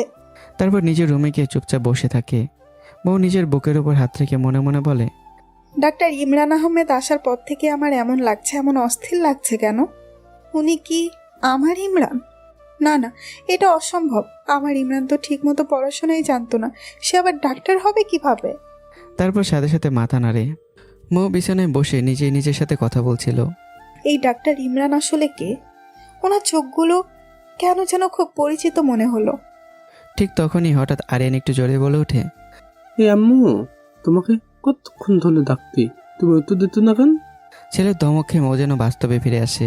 সে হেসে বলে, বাবা বলো। আম্মু, আজকে তুই আঙ্কেলটা বলতে উনি নাকি ডাক্তার। হলে হতে পারে বাবা। কিন্তু তার ভেতরে আবার অদ্ভুত এক কাঁপুনি শুরু হয়। অন্যদিকে আমার মনটাও অস্থির। আমার বুকের ভেতর হৃৎপিণ্ড খুব দ্রুত ছুটে চলছে। আমি নিজেই ভাবছি, আজ সেই হাসপাতালে যাওয়ার পর থেকে আমার এমন কেন হচ্ছে, কিন্তু আমি কোনো উত্তর খুঁজে পাই না। পরদিন মৌ হাসপাতালে তার ডিউটি করছে, কিন্তু কাজের ফাঁকে ফাঁকে সে চেষ্টা করছে আমার সম্পর্কে কিছু তথ্য বের করতে। আমি কোথায় থাকি, কোত্থেকে এসেছি, কতদিন ধরে এখানে কাজ করছি, কিন্তু পুরো তথ্য সে এখনও পায় না। এদিকে আমি সারাদিন নিজের হাসপাতালে ব্যস্ত। বিকেল হতেই তাড়াহুড়ো করে বের হয়ে যাই, কারণ আরিয়ান, হ্যাঁ, এই ছোট্ট ছেলেটা যেন আমার অস্থির জীবনে একটু শান্তি এনে দিয়েছে। আমি মাঝে মাঝে নিজেকে প্রশ্ন করি, এই বাচ্চাটার সাথে কি আমার কোনো সম্পর্ক আছে? কেন তাকে দেখলে আমার সব দুঃখ কষ্ট সব ভুলে যাই? সেদিনও আমি সেই বেঞ্চে বসে অপেক্ষা করছি, কিন্তু আজ অনেকক্ষণ হয়ে গেল আরিয়ান আসছে না। অবশেষে অনেক দেরিতে আরিয়ান আসে, কিন্তু আজ সে খুব একটা বেশি কথা বলে না। আমি শুধু জিজ্ঞাসা করি, কেমন আছো? ভালো। একটু পরে সে চলে যায়। আমার মনটা খারাপ হয়ে যায়। আমি বুঝতে পারি না কেন এমন লাগছে। রাতে হঠাৎ আরিয়ান অস্থির হয়ে যায়। সে তার মাকে বলে, আম্মু, আমার কেমন যেন লাগতে, নিশ্চয় নিতে কষ্ট হচ্ছে। মৌ দ্রুত কিছু প্রাথমিক চিকিৎসা করে। কিছুক্ষণ পর আরিয়ান একটু ভালো অনুভব করে। মৌ ছেলেকে বুকে জড়িয়ে রাখে। তার মনে অজানা ভয় কাজ করে। পরদিন হাসপাতালে মৌ কাজে ব্যস্ত। ঠিক তখন তার এক সহকর্মী এসে বলে, মিস মৌ, আবার একটা স্পেশাল হার্ট সার্জারি হবে, তাই আগামীকাল আবার ডাক্তার ইমরান আসবেন।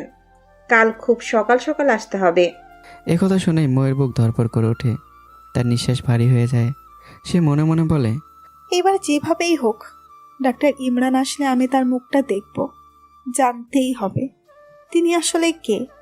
মৌ সারা রাত ঠিকমতো ঘুমোতে পারে না। তার মাথার মধ্যে শুধু একটাই প্রশ্ন করতে থাকে, কেন ডাক্তার ইমরানের নাম শুনলে আমার এমন অস্থিরতা হয়? কেন আমার হৃৎপিণ্ড এত দ্রুত ধকধক করে? কেন মনে হয় যেন শ্বাস বন্ধ হয়ে আসছে? সে বারবার নিজেকে বোঝানোর চেষ্টা করে, না, এটা শুধু কাকতালীয়। ইমরান নামে অনেক মানুষ আছে। তবুও তার মন মানতে চায় না। অন্যদিকে আমি আজও সে বেঞ্চে বসে আছি, অপেক্ষা করছি আরিয়ানের জন্য। কিন্তু আজ আরিয়ান আসে না। 1 ঘন্টা, 2 ঘন্টা, 3 ঘন্টা সময় কেটে যায়, তবু আরিয়ান আসে না। আমার ভিতরে অদ্ভুত একটা অস্থিরতা শুরু হয়ে যায়। মনে মনে ভাবি, কেন জানি আর চলে যেতে মন চাইছে না। আরিয়ানের সাথে দেখা না করে যেতে ইচ্ছে করছে না। তবুও শেষ পর্যন্ত রাত 10টার দিকে আমি বাসায় ফিরে যাই। কিন্তু বাসায় গিয়ে আমার মনে কিচ্ছু ভালো লাগছে না। বাড়িটা যেন হঠাৎ করে ফাঁকা ফাঁকা লাগছে।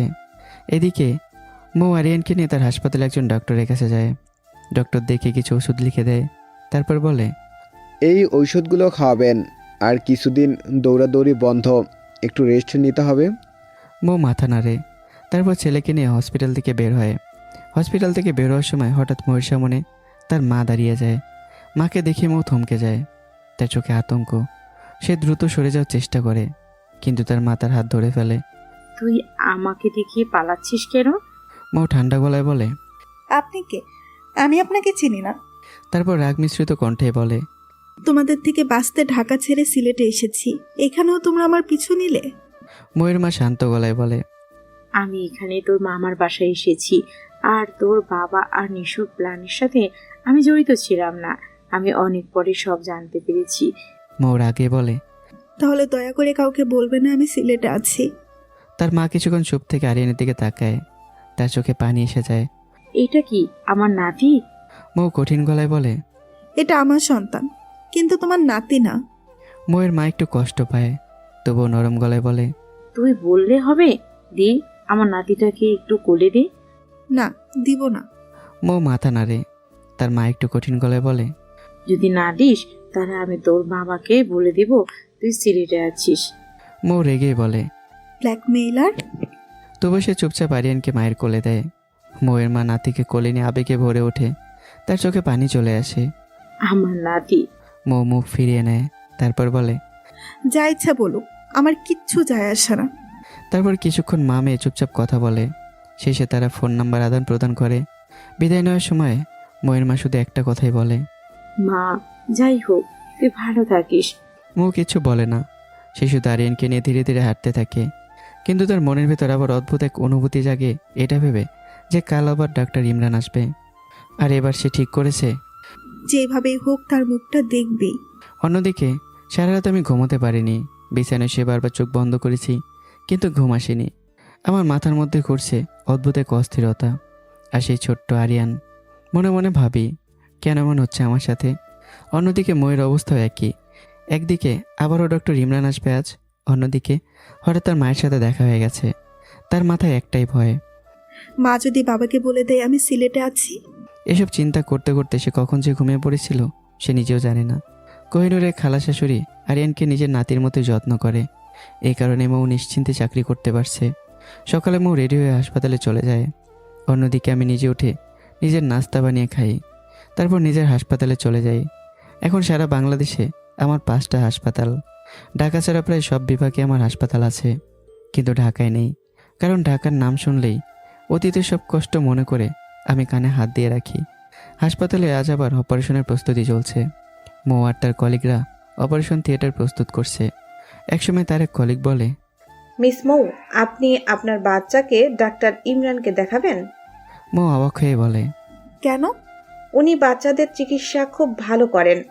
আর একটা কথা বলি, সে একটু নিচু গলায় বলে, আমাদের এখানে কিছু ডাক্তার আছে, ধনী পরিবারের রোগী হলে খুব যত্ন করে দেখে, আর গরিব হলে আপনি তো বুঝতেই পারছেন। তারপর আবারও বলে, কিন্তু ডাক্তার ইমরান আলাদা। উনি নিজের স্টাফদের বাচ্চাদেরও ফ্রি চিকিৎসা করেন, ঔষধও দেন। মৌ একটু চুপ থেকেই বলে, দেখি ওনার সাথে কথা বলে। আজ যদি সুযোগ পাও কথা বলো। অপারেশন শেষ হলে উনি এমডি স্যারের কেবিনে বসবেন। কিছুক্ষণ পর খবর আসে ডাক্তার ইমরান এসে গেছেন। অল্প সময়ের মধ্যে অপারেশন শুরু হয়। অপারেশন চলাকালীন আবার সে অদ্ভুত ঘটনা। আমার হৃদস্পন্দন দ্রুত হয়ে যায়, আমার নিঃশ্বাস ভারী হয়ে আসে। মনে মনে ভাবি কেন এমন হচ্ছে? অন্যদিকে ময়েরও একই অবস্থা। তার বুক ধড়ফড় করছে, মনে হচ্ছে যেন বুকের ভেতরে ঝড় উঠেছে। অবশেষে অপারেশনও শেষ হয়। অপারেশন সফল হয়, সবাই স্বস্তির নিঃশ্বাস ফেলে। আমি অপারেশন থিয়েটার থেকে বের হয়ে একটা কেবিনে গিয়ে বসি। ক্লান্ত হয়ে মাস্ক খুলে ফেলি। মৌ অনেক চেষ্টা করেও আমার সাথে দেখা করার সুযোগ পাচ্ছিল না। ঠিক তখনই তার কলিগ এসে বলে, মিস মৌ, এই জুসটা ডাক্তার ইমরানকে দিয়ে আসো। এই সুযোগে তোমার কথাও বলে নিও। মৌ একটু নার্ভাস হয়ে যায়, তবুও জুসের গ্লাস হাতে নিয়ে কেবিনের দিকে হাঁটে। তার হৃৎপিণ্ড দ্রুত ধকপক করছে। কেবিনের সামনে দাঁড়িয়ে এসে ধীরে বলে, আমি কি আসতে পারি স্যার? আসুন। মৌ দরজা খুলে ভেতরে ঢোকে। সামনে এগিয়ে এসে গ্লাসটা বাড়িয়ে দিতে যায়। ঠিক তখনই আমি মাথা তুলে তার দিকে তাকাই। আর সেই মুহূর্তেই দুজনের চোখাচোখি হয়। 1 সেকেন্ড, 2 সেকেন্ড, দুজনে স্থির হয়ে যায়। চোখ বড় বড় হয়ে ওঠে। ময়ের হাত কাঁপতে থাকে। হঠাৎ তার হাত থেকে গ্লাসটা মেঝেতে পড়ে ভেঙে যায়। ঘরের ভেতর নিস্তব্ধতা নেমে আসে। দুজনেই বিশ্বাস করতে পারছি না, 6 বছর পরে আমরা আবার একে অপরের সামনে দাঁড়িয়ে আছি। মৌ আমাকে দেখে যেন পাথর হয়ে যায়। তার শরীর কাঁপতে থাকে, চোখ বেয়ে অঝরে জল গড়িয়ে পড়ে। মনে হয় যেন তার নিঃশ্বাস বন্ধ হয়ে আসছে। 6 বছর পর তার সামনে দাঁড়িয়েছে সেই মানুষটা যাকে সে প্রতিদিন মনে মনে খুঁজত। অন্যদিকে আমার অবস্থা ভালো না। মৌকে দেখার সাথে সাথেই আমার হৃৎপিণ্ড এত দ্রুত দৌড়াতে থাকে যে আমি নিজে ভয় পেয়ে যাই। আমার মনে হয় যেন বুকের ভেতর ঝড় উঠেছে। মৌ কিছু বলতে যাবে, ঠিক তখনই, প্লিজ, আমি খুব কষ্ট করে আমার অতীত ভুলেছি, তাই আমি চাই না আবার সেই মুখ দেখতে। এই কথাটা শুনে মৌ যেন ভেঙে পড়ে। ঠিক তখনই গ্লাস ভাঙার শব্দে ময়ের এক কলিগ দৌড়ে এসে পড়ে। সে পরিস্থিতি বুঝে তাড়াতাড়ি বলে, সরি স্যার, আসলে ওর বাচ্চা অসুস্থ, তাই টেনশনে পড়ে গেছে। ইটস ওকে, কোনো সমস্যা নেই, আপনি ওনাকে নিয়ে যান। কলিগ ময়ের হাত ধরে তাকে নিয়ে বের হয়ে যায়। মৌ না চাইতেও চলে যায়। মৌ চলে যাওয়ার পর আমি চুপচাপ দাঁড়িয়ে থাকি। আমার চোখে অদ্ভুত এক আগুন। মনে মনে বলি, ও তাহলে তুমি বিয়ে করে সংসার করছো, বাচ্চাও হয়ে গেছে, আর আমি তোমার জন্য দেবদাস হয়ে রইলাম। আমার মুখ শক্ত হয়ে যায়। হঠাৎই আমি সেই হাসপাতালের এমডি আকাশ চৌধুরী কেবিনে যাই। মিস্টার আকাশ চৌধুরী, আপনার একটা নার্স দেখলাম, নাম মৌ। তার কাজ খুব ভালো, তাই তাকে আমার হাসপাতালে দরকার, প্লিজ না করবেন না। আকাশ চৌধুরী হেসে বলে, আরে ডাক্তার ইমরান, আপনি এটা কোনো কথা বললেন? অবশ্যই যাবি, আমি এখনই ওকে বলে দিচ্ছি। এদিকে মৌ বসে আছে, তার চোখে পানি। সে মনে মনে বলে, হ্যাঁ আমি ভুল করেছি, প্লিজ একবার আমাকে ক্ষমা করে দাও। তুমি এখন এত রাগ করে আছো? ঠিক তখন আরেকজন স্টাফ এসে বলে, মিস মৌ আপনাকে আকাশ স্যার কেবিনে ডাকছেন। ময়ের বুক ধুক করে ওঠে। সে ভয় পেয়ে যায়। মনে মনে ভাবে, ইমরানকে আমার বিরুদ্ধে কমপ্লেন করেছে। আমি চাকরি চলে গেলে আমি আর আমার বাচ্চা কিভাবে চলবো? তার মাথায় আরেকটা প্রশ্ন ঘোরে। কিন্তু ইমরান তো পড়াশোনা জানতো না, তাহলে সে ডাক্তার হলো কিভাবে? এসব ভাবতে ভাবতেই মৌ কেবিনের সামনে গিয়ে বলে, ভেতরে আসবো স্যার? ভেতর থেকে উত্তর আসে। আসুন মিস বউ। মৌ ভেতরে ঢুকে নার্ভাস গলায় বলে, স্যার আমাকে ডেকেছেন? আকাশ চৌধুরী বলে, হ্যাঁ, আগামীকাল থেকে আপনি ডাক্তার ইমরানের হাসপাতালে কাজ করবেন। একথা বলে আকাশ চৌধুরী উঠে বাইরে চলে যায়। মৌ অবাক হয়ে দাঁড়িয়ে থাকে। ঠিক তখনই, মিস মৌ, কাল থেকে আমার হাসপাতালে আসবেন। দেরি যেন না হয়, আমি লেট পছন্দ করি না। মৌ কাপা গলায় বলে, আমি তোমার সাথে কিছু কথা বলতে চাই ইমরান। স্টপ। আমার নাম ধরে ডাকার সাহস কিভাবে পেলেন? আমাকে স্যার ডাকবে, অনলি স্যার। মৌ মাথা নিচু করে বলে, আমি আন্তরিকভাবে দুঃখিত স্যার। তোমাকে আমার হাসপাতালে কাজ করতে বলেছি একটা কারণ আছে। তোমাদের খান বংশের অহংকার আমার পায়ের নিচে নামানোর জন্য। এমনিতেই খান বাড়ির মেয়ে হয়ে একটা সাধারণ নার্সের চাকরি করছো, এতেই তো অনেক নিচে নেমে গেছো। এই কথা শুনে ময়ের চোখে পানি ভরে ওঠে, কিন্তু সে কিছু বলে না, কারণ সে মনে করে এটাই তার প্রাপ্য। তোমার হাজবেন্ড কি করে? মৌ চোখ তুলে তাকায়।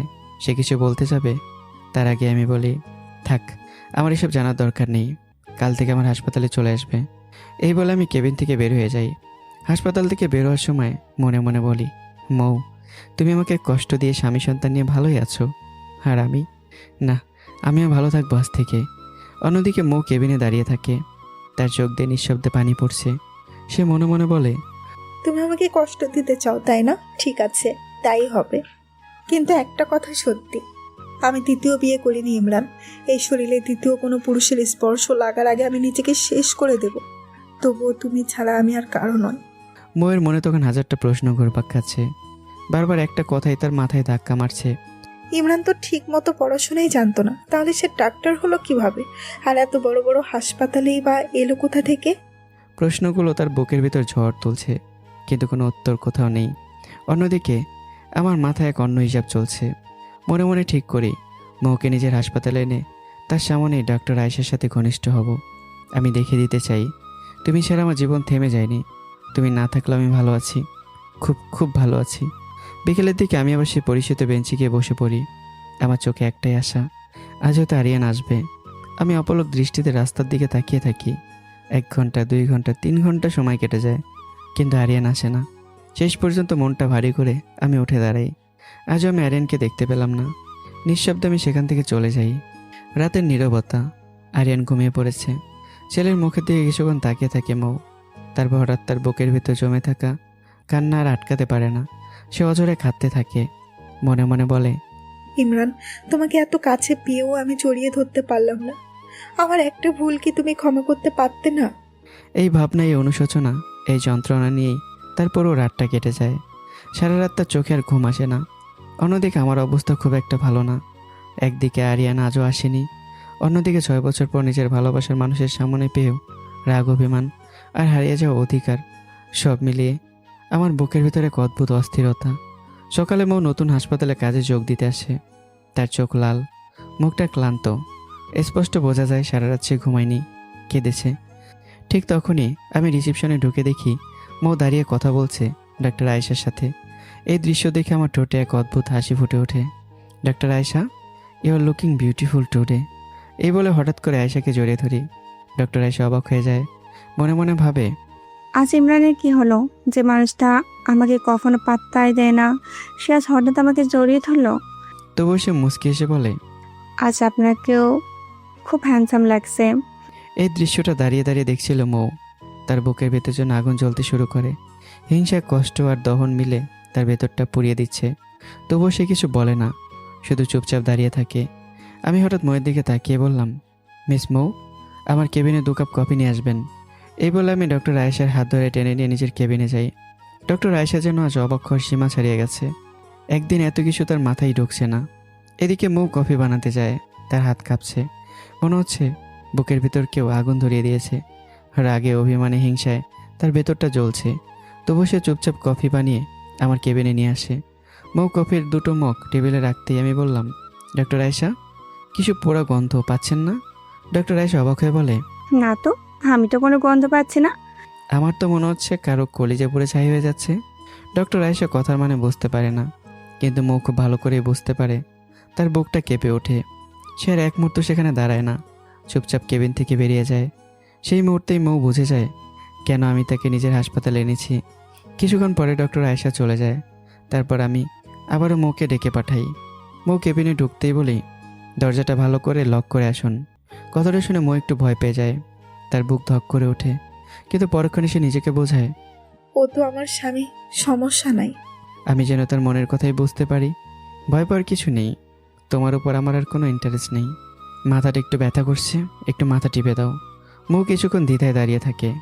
তখনই আমি আবার বললাম, ভয় পাচ্ছ কেন? এখানে তোমার স্বামী এসে দেখবে না। কথাটা যেন ছুরির মতো এসে বেঁধে ময়ের হৃদয়ে। তবুও সে কিছু বলে না। ধীরে ধীরে এগিয়ে এসে আমার মাথায় হাত রাখে। তার আঙুলগুলো কাঁপছে। যে মানুষটার মাথায় একসময় সে ভালোবাসা নিয়ে হাত বুলিয়ে দিত, আর সে মানুষটার মাথা টিপছে। কিন্তু দূরত্ব যেন আকাশ পাতাল। ময়ের বুকের ভিতর তখন আগুন জ্বলছে। কিছুক্ষণ আগে সে নিজের চোখে দেখেছে আমি অন্য একটা মেয়েকে জড়িয়ে ধরেছি। সেই দৃশ্যটা বারবার তার চোখের সামনে ভেসে উঠছে। তার আঙ্গুলের স্পর্শে আমার চুল নড়ছে। কিন্তু তার ভেতরে তখন একটাই অনুভূতি, হিংসা, অসহ্য জ্বালা, আর হারিয়ে ফেলা ভালোবাসার অসহায় যন্ত্রণা। মনে হচ্ছে যেন তার বুকের ভেতরটা ধীরে ধীরে পুড়ে ছাই হয়ে যাচ্ছে। সেদিন আমি বিকেলে চলে যাই সেই পরিচিত বেঞ্চটিতে, যেখানে বসে থাকি আমি প্রতিদিনই আরিয়ানের জন্য অপেক্ষা করি। আজও আশা নিয়ে বসে আছি। চোখ বারবার রাস্তার দিকে যায়। মনে মনে ভাবি, হয়তো আজ আরিয়ান আসবে। কিন্তু অপেক্ষার সময় যেন শেষই হতে চায় না। 1 ঘন্টা 2 ঘন্টা, তারপর আবারও সময় পেরিয়ে যায়। তবু আরিয়ানের দেখা মেলে না। আমি জানি না যে ছোট্ট ছেলেটা অসুস্থ। ডক্টর তাকে কয়েকদিন বিশ্রাম নিতে বলেছে। শেষ পর্যন্ত দীর্ঘ অপেক্ষার পর আমি ধীরে ধীরে উঠে দাঁড়াই। আজও আমার অপেক্ষা অপূর্ণ রয়ে গেল। মনটা ভারী হয়ে যায়। হাসপাতালে ফিরে এসে গাড়িতে উঠেই বাসার উদ্দেশ্যে বেরোতে যাব, ঠিক তখনই আমার চোখ পড়ে সামনে। মৌ আর ডক্টর আয়েশা একসাথে দাঁড়িয়ে আছে। আমি গাড়ি জানালা নামিয়ে বললাম, মিস আয়েশা, দাঁড়িয়ে আছেন কেন? আপনার গাড়ি কোথায়? আয়েশা একটু বিরক্তি গলায় বলে, গাড়িটা নষ্ট হয়ে গেছে, তাই সার্ভিসিংয়ে আছে। তাহলে গাড়িতে উঠুন, আপনাকে পৌঁছে দিয়ে আসি। ডক্টর আয়েশা চুপচাপ গাড়িতে উঠে বসে। তারপর হঠাৎ বলে, যদি মিস মৌকেও সাথে নেওয়া যায় তাহলে ভালো হয়।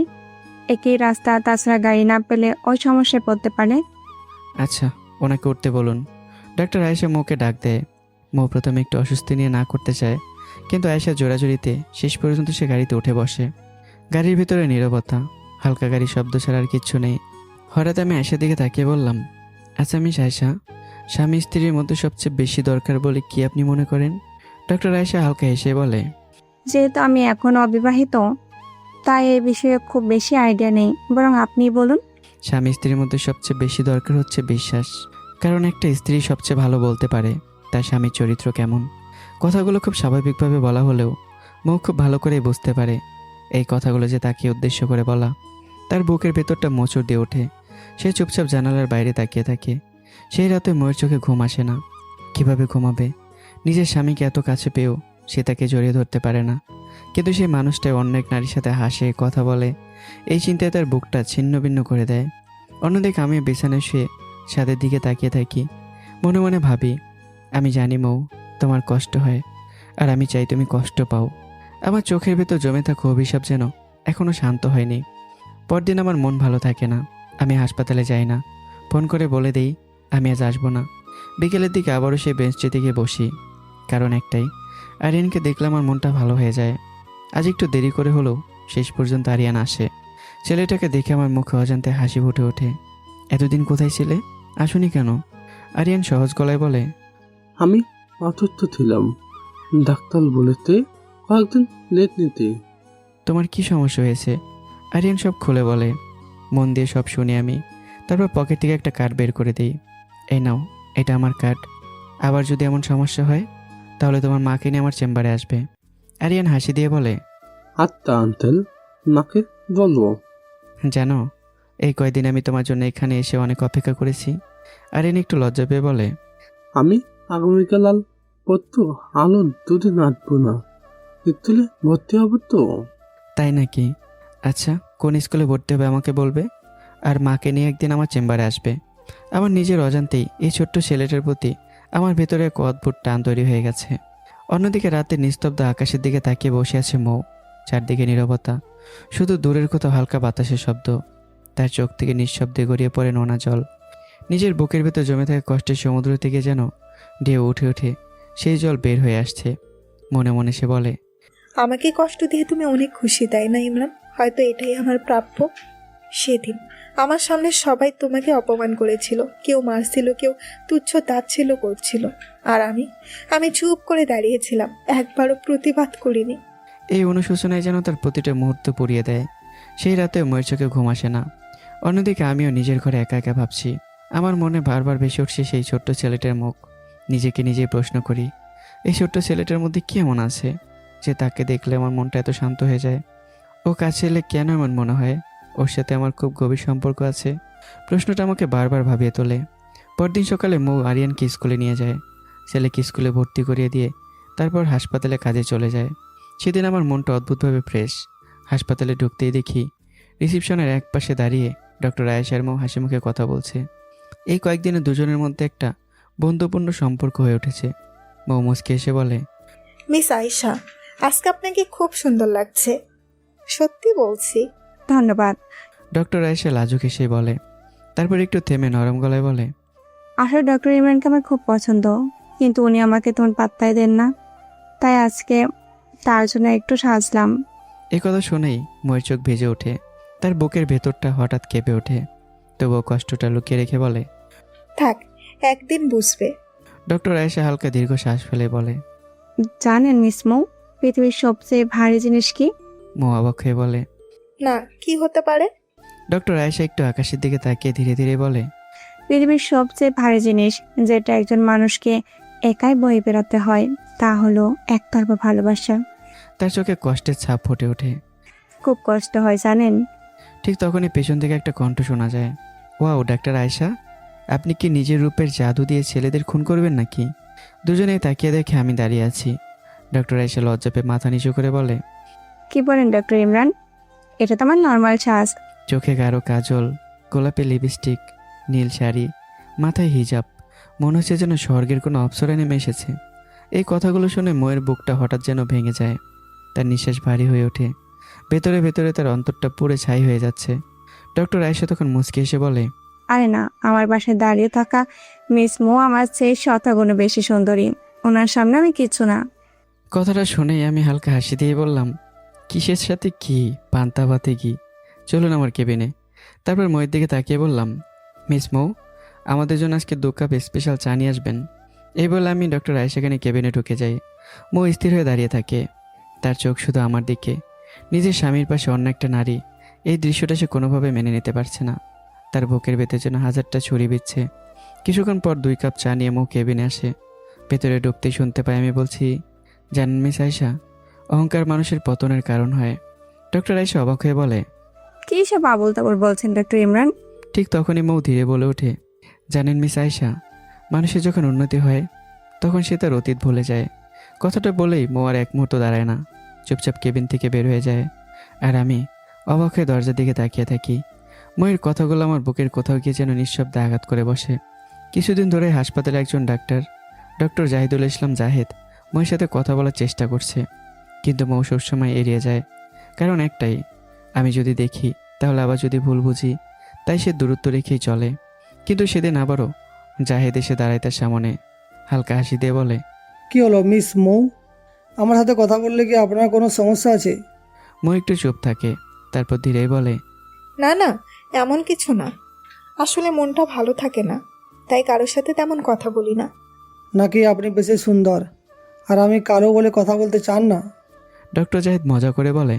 সে মুচকি এসে বলে, আরে না, গায়ের রং তো আল্লাহর দেওয়া, এটা নিয়ে আমি কখনো অহংকার করিনি। তারপর দুজনে হালকা হাসতে হাসতে কথা বলতে থাকে। কিন্তু দূরে দাঁড়িয়ে এই দৃশ্যটা আমি দেখছিলাম। আমার চোখের দৃষ্টি ধীরে ধীরে কঠিন হয়ে উঠছে। ভেতরে ভেতরে আমি জ্বলে পড়ে ছাই হয়ে যাচ্ছি। আমার চল শক্ত হয়ে যায়, চোখ লাল হয়ে ওঠে রাগে। পরদিন সকালে আজ মৌ একটু অন্যরকম করে প্রস্তুত হয়। অনেকদিন পর সে আয়নার সামনে দাঁড়িয়ে নিজেকে সাজায়।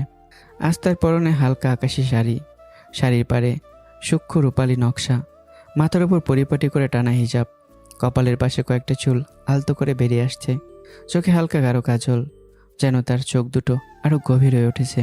ঠোঁটে হালকা গোলাপি আভা, মুখে কোনো বাড়তি সাজ নেই, তবুও তার স্বাভাবিক সৌন্দর্য যেন চারপাশ আলোকিত করে দেয়। মৌয়া যেমনভাবে সেজেছে, যেমনটা আমি একসময় খুব পছন্দ করতাম, সে নিজেও জানে না কেন আজ এমন সাজলো, হয়তো কারো মনটা নাড়িয়ে দিতে। মৌ যখন রিসেপশনে ঢোকে, প্রথমে তার দিকে চোখ পড়ে আমার, আর সেই মুহূর্তেই যেন সময় থমকে যায়। আমার চোখ স্থির হয়ে যায়, মনে হয় আবার সেই পুরনো দিন ফিরে এসেছে, যখন মৌ ছিল শুধু আমারই। আমার বুকের ভেতরটা হঠাৎ কেঁপে ওঠে। ঠিক তখনই ডক্টর জাহিদ এসে দাঁড়ায়, হাসি মুখে বলে, মিস মো, লুকিং ইজ বিউটিফুল। আজকে আপনাকে অসম্ভব সুন্দর লাগছে। মৌ মৃদু হাসে। ধন্যবাদ, তবে আজ আপনাকেও অনেক হ্যান্ডসাম লাগছে। দূরে দাঁড়িয়ে সব কিছু শুনছি আর দেখছি আমি। আমার ভেতরটা আবারও আগুনে জ্বলতে শুরু করে। আমার শরীর রাগে গজগজ করছে, আর মৌ সেটা খেয়ালও করে। ইচ্ছে করে সে জায়েদের সাথে আরও বেশি হাসি ঠাট্টা করে কথা বলতে থাকে। ঠিক তখনই আমি আয়শাকে দেখিয়ে বললাম, মিস আয়শা, আমার কেবিনে আসুন। তারপর হঠাৎই জোরে বলে উঠলাম, মিস মৌ, আমাদের জন্য 2 কাপ চা নিয়ে আসুন। মৌ এবার 2 কাপ না 3 কাপ চা বানায়। তারপর ধীরে ধীরে আমার কেবিনে ঢোকে। টেবিলে 3 কাপ চা রাখতেই, মিস মৌ, 3 কাপ কেন? আরেক কাপ কার জন্য? মৌ একদম শান্ত গলায় বলে, আরেক কাপ আমার জন্য। এতে আপনার কোনো সমস্যা আছে? না না, আমার আবার কি সমস্যা? মৌ আয়েশার আমাকে চা দিয়ে নিজেও 1 কাপ চা হাতে নেয়। তারপর গিয়ে ডক্টর আয়েশার পাশে বসে। এই দৃশ্য দেখে আমি সত্যি অবাক হয়ে যাই। মৌ চায়ের কাপ থেকে 1 চুমুক দিয়ে বলে, মিস আয়শা, কেমন জানি একটা পোড়া গন্ধ আসছে, তাই না? মনে হচ্ছে যেন কারো কলিজা পুড়ে যাচ্ছে। কথাটা শুনেই আমি এক মুহূর্তে থমকে যাই। আমি বুঝে যাই মৌ আমাকে উদ্দেশ্য করে বলছে। ডক্টর আয়েশা অবাক হয়ে বলে, কই, আমি তো এমন করে গন্ধই পাচ্ছি না। মৌ একটা দীর্ঘ শ্বাস ফেলে বলে, জানেন মিস আয়শা, পুরুষদের চরিত্র পাথর দিয়ে ঘষলেও পরিষ্কার হয় না। আয়েশা পুরোপুরি বিভ্রান্ত হয়ে যায়। কী সব বলছেন? আমার তো কিছুই মাথায় ঢুকছে না। ঠিক তখনই হঠাৎ বললাম, মিস আয়েশা, আজকে আমরা দুজন একসাথে রেস্টুরেন্টে লাঞ্চ করব। আয়েশা কিছু বলার আগেই মৌ দ্রুত বলে ওঠে, অবশ্যই যান। আর আজকে আমি আর আমার ডাক্তার জাহেদ একসাথে লাঞ্চ করব। আপনারা নিশ্চিন্তে যান। এই কথা শুনেই আমি যেন বজ্রাঘাতে আঘাত পাই। আমার মুখের রং এক মুহূর্তে বদলে যায়। আমি নিঃশব্দে ময়ের দিকে তাকিয়ে থাকি, চোখে আগুন আর বুকের ভিতর অদ্ভুত এক জ্বালা। দুপুরের সময়টা যেন অদ্ভুত এক উত্তেজনায় ভরা। আমি ইচ্ছে করে মৌকে দেখিয়ে ডক্টর আয়েশাকে নিয়ে লাঞ্চ করতে বের হই। আমার চোখের কোণে যেন একটা চ্যালেঞ্জ, দেখো আমি তোমাকে ছাড়াও ভালো আছি। অন্যদিকে মৌ চুপ থাকে না, সে ঘুরে দাঁড়িয়ে শান্ত গলায় বলে, ডাক্তার জাহেদ, চলুন লাঞ্চ করি।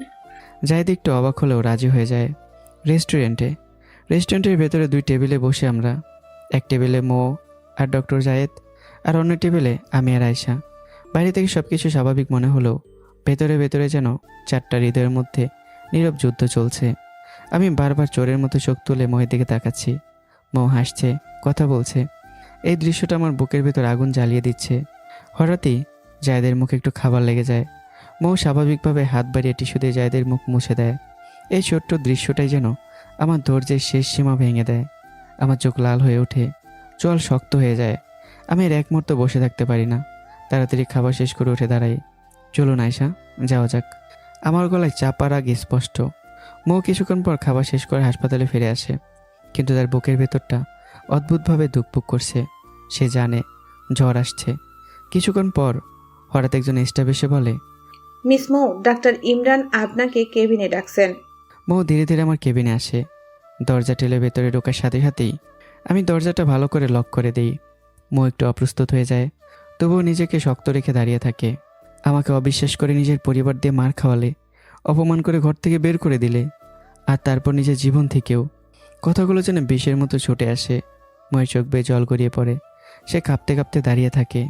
তারপর দ্বিতীয় বিয়ে করলি, স্বামী সংসার সব আছে, এখন আবার ডাক্তার জাহেদ। তোদের কয়টা পুরুষ লাগে? তোদের কি একটা পুরুষ দিয়ে হয় না? এই কথাটা যেন ময়ের বুকের ভেতর বিস্ফোরণ ঘটায়। এতদিন জমে থাকা কষ্ট, অপমান, অভিমান সব একসাথে বিস্ফোরণ হয়ে বেরিয়ে আসে। মৌ হঠাৎ নিচের বুক থেকে ওড়নাটা ছুঁড়ে ফেলে দেয়। এই দৃশ্য দেখে আমি থমকে যাই। ময়ের চোখে তখন আগুন। মৌ কাঁপা কিন্তু দৃঢ় কণ্ঠে বলে, কি বললি?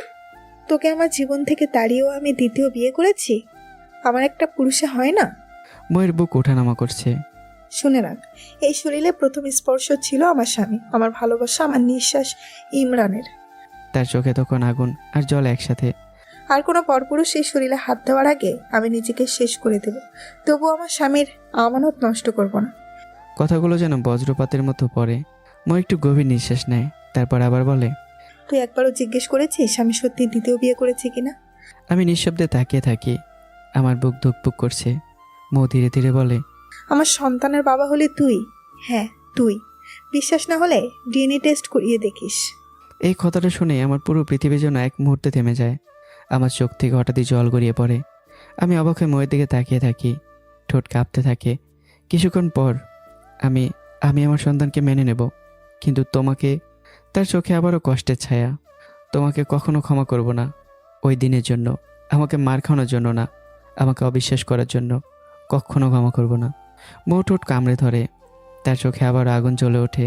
লাগবে না তোর ক্ষমা, তারপর আঙ্গুল তুলে বলে, কিন্তু যদি দেখি অন্য নারীর সাথে গা ঘেঁষাঘষি করছিস বা চোখ তুলে তাকিয়েছিস, তাহলে একেবারে শেষ করে দিব।